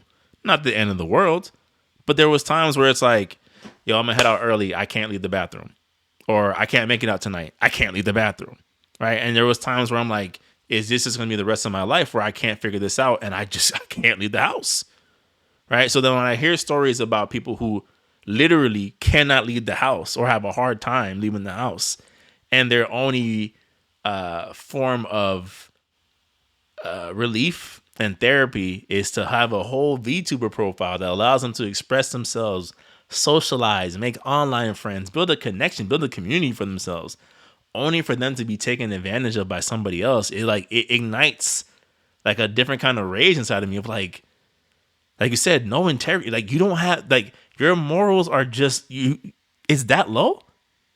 You have no conscience whatsoever to take something allegedly, right? Because it hasn't been proven as of yet.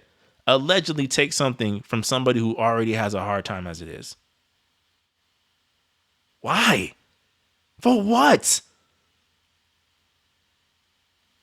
You're already seeing more money than you probably have seen in the history of your company just off of your cut alone. And like you said, from the greed, it's not enough. I need more. Catch me if you can. I don't know, bro. It hit my timeline enough where I'm like, I feel like we just had to discuss it. I'm just like, I just don't understand these takes of like, I'm not really like a karma person of like, oh, there's karma, but like I do think what you sow you shall reap. Call it for what it is, of like, even if you don't reap the legal repercussions of this, I'm like, there's something coming for you for something like that. You don't get to get away scot free in situations like this. You know what I'm saying? Like I don't know. You have any final thoughts on that one? I hope. I mean, I don't even know what legal action can you take, and then even playing the legal game, that's also Exactly. So it's kind of like, how do you even battle this, or can you even take it, especially due to the stakes of things? It's just like, wow, bro. I mean, hopefully something on the divine plane takes place, but wow, man. But I do feel like moving forward, law and policy.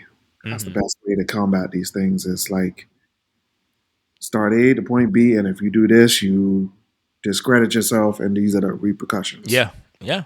No tolerance, no wiggle room. This is it. No room for error. No room for error whatsoever. Because man, that's heartbreaking. That really is.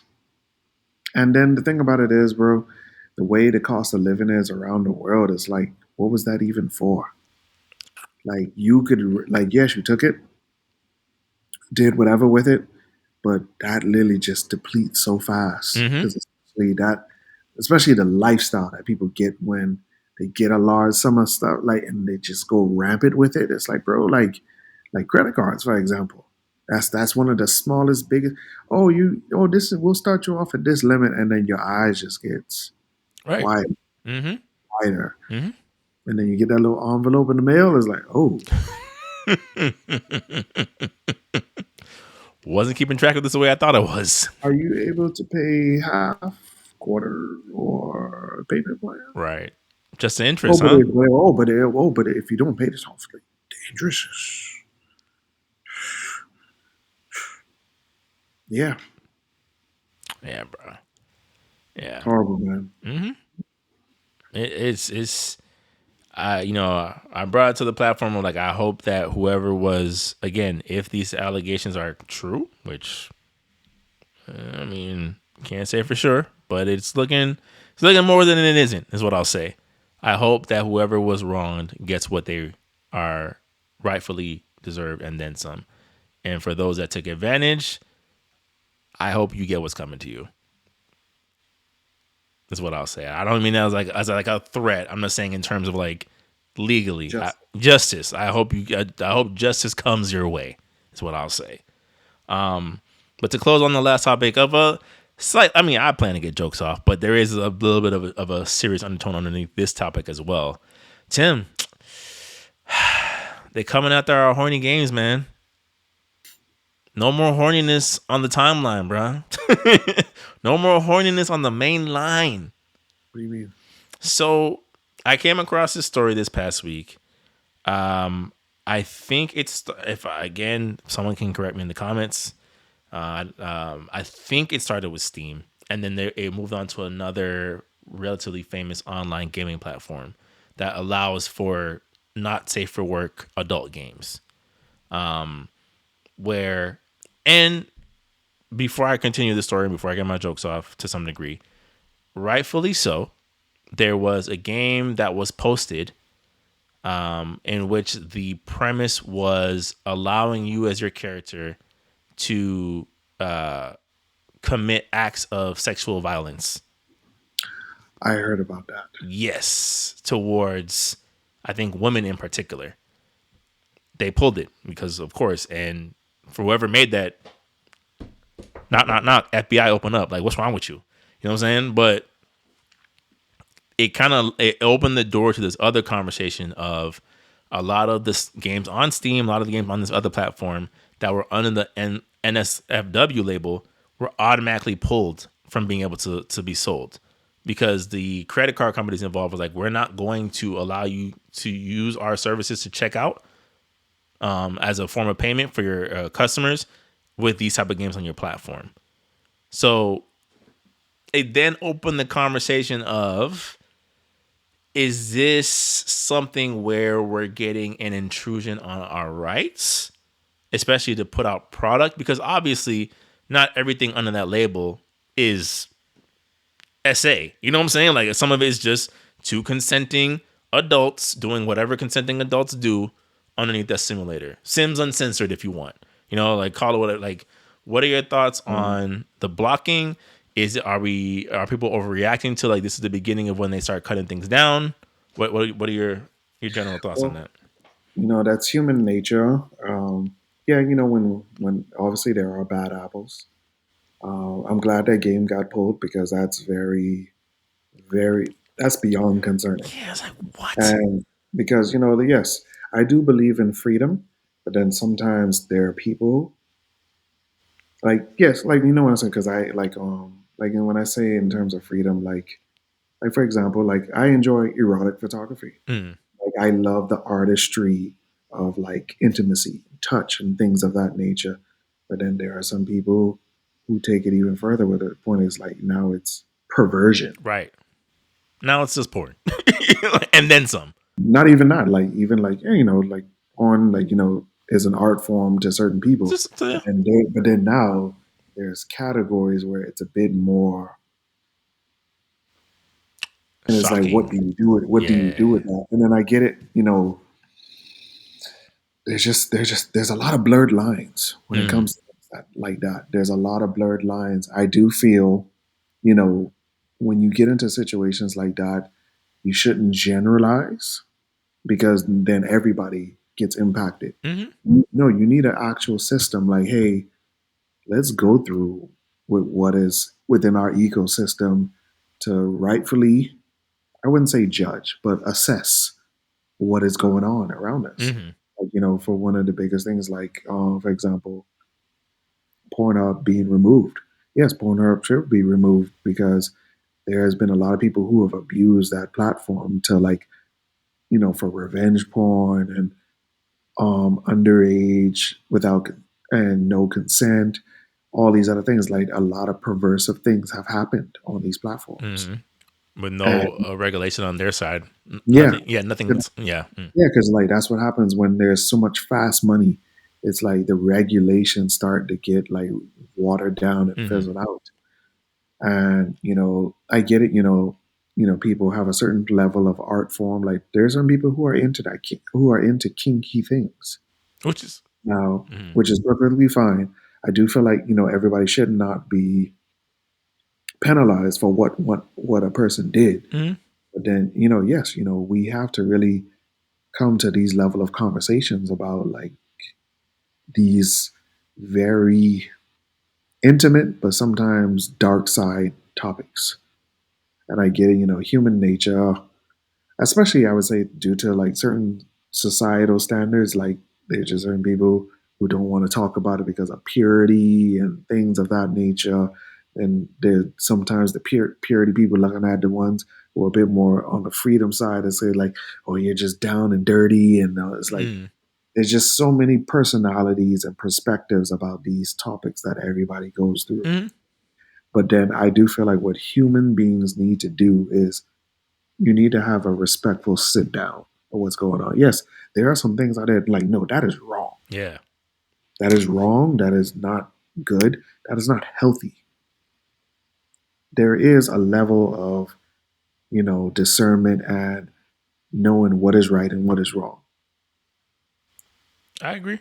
And If I think yeah, there's some mandatory standards that have to be put in place. Like again, in the spirit of jokes, but I'm being dead serious. Of like the whole thing of like when I say like consenting adults, I also mean consenting adults who look like adults. This growing trend of she's 18 but has the body of a 12-year-old has got to stop, yo. I'm tired of that. It's a fictional character. Why do you care? Like response.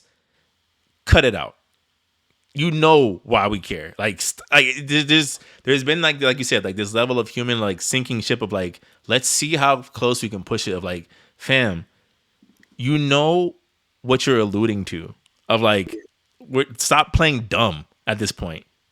Like, I don't know. yeah, I yeah, pedophilia, bro, that's something that makes my blood boil. mm, 'Cause, I do a lot of work with kids, and community work, and Jory does too, man. And especially as as men of our cultural background, we've been taught like protection of like those around you. So like when I hear stuff like that, that stuff like you start to go in Terminator mode. Like yeah, who's the threat? right. What's your IP address? Hold on, you stay right there, buddy. Again, Because like FBI, open up. oh, because like people have to realize like no, that stuff is not okay. Mm-mm. That is not okay. Yeah.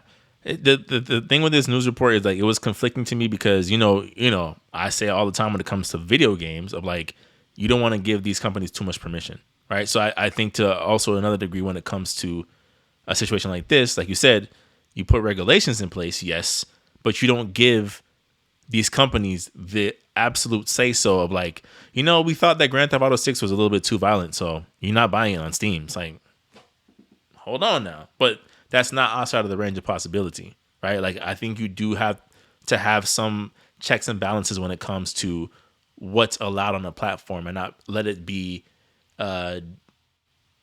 dictated by the holier than thou when it comes to what's there.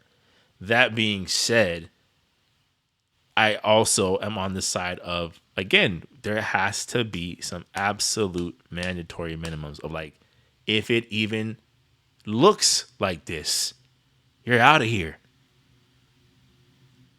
Violence against women and children, you're out, or even men, you are out of here. Underage anything, you're out of here. Oh, but you can't kink shame. Yes, I can. You're out of here. You know what I'm saying? Like, there's just certain things where I'm just like, fam, I'm tired of this whole, like, I know, again, in the spirit of a jokey joke of like, where like, bring back shame, but it's like, no, bring back shame. You should be ashamed of yourselves. Stop trying to justify everything. Stop trying to like, oh, again, the thing I see on Twitter all the time is a fictional character. Why do you care? I'm like, fam, what are you talking about? This is something that you're burning into your mind. Yeah, and that's content to the heart. That means it's in you. Yeah. You're trying to find ways to be okay with this, with consuming this type of thing over and over and over again. Which eventually you will act on. I agree. I just, when I saw it, like, again, in the spirit of jokes of like, you know, oh man, no more Leisure Suit Larry, Tim. No more BMX quadruple XXX. You know what I'm saying? No more Sims OnlyFans version, you know? But it's just, but at the same time, it's just like, again, I don't think there's anything wrong with people having, you know, get your goon on. You know what I'm saying? Get your gooner games. It's cool. Whatever. Like, again, people have the right to be horny. It's just, your horny comes with stipulations. Like anything else. Like, you know, like I could own a gun, but if I start shooting that gun up in the air outside of my neighborhood, guess who's coming? The cops. Because I've now exceeded my permissions. I've exceeded what I am allowed to do with my property, so to speak. And now you've also become a threat to not only yourself, but those around you. Agreed. You are a danger. Agreed. You are hazardous. Yeah. So, I mean, again, to the people who, you know, just have games that allow for the exploration of healthy, erotic things. And again, there's a space for that. I have no judgment in that. Like, I hope that their games get restored. You know what I'm saying? Like, I hope it's not something where this is just a ongoing ban of like, you just, because, you know, as we know, again, we've been on this earth a little bit of some time now. Banning it doesn't stop it. It just changes the way you access it. And the more you restrict the access of it, the means to access it get worse and worse and worse. So, That's true. Yeah. Yeah. So, you know, not necessarily the most upbeat note to go out on the podcast with. Well, man, but you know, we have to explore these things, man, because you know it's part of the ecosystem. You can't just push them aside. No, that's true. That is true. And you know, we are adults, and we can have adult conversations about these things because it is going to impact the world. Yeah. Yeah. And again, it's not to say that we're not having a conversation this time next year, you know, 10,000 followers deep, and talking about how they want to censor Grand Theft Auto 6, right? Like, we don't know how this tends to spill out and spill over. I guess the sigh of relief that I have right now is that at least there was an overcorrection of a devious action. Right, I think we've seen too many times of the, well, let's just see how it plays out. Like you said, once money gets involved, you know, everyone has the right to express themselves. Like, no. No. You made a game about what? Yeah, no. Everything's getting banned. So, you know, that's our show tonight, ladies and gentlemen. Hope you guys are entertained. Hope you guys are informed. Hope you guys learned a little something about something. Hope you guys practice your enjoyments within the healthy confines of adulthood. You know, that's being an adult is hard, right? Being an adult is rough. The things that you can find to enjoy in this life as a grown person, find the joy in it, but just make sure it's, you know, Like, let's just let's yeah. Let's make sure, like Tim said, put together so well that your enjoyment does not come at the detriment or the harm of anybody else. So please make sure to like, comment, and subscribe. Leave us a comment. Tell us what you think. Every subscriber and comment counts. Every view counts. We appreciate y'all. Since we're going out on a note, I also want to say shout out to everybody that is very supportive of us. We've been getting some really, really dope comments lately. Appreciate it. None of it goes unread or unaddressed or unacknowledged and unappreciated. So we appreciate that. For the rest of y'all.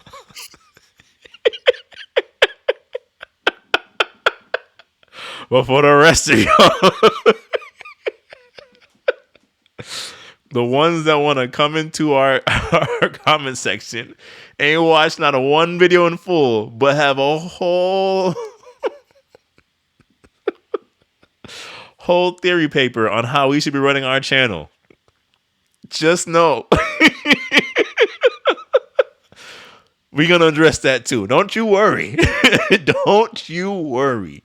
Do the most, and the most shall be returned to you, is what I'll say. Again, Tim is not above being wrong. I'm not above being wrong. We will correct ourselves anytime we get something wrong on this podcast. That's no issue with that.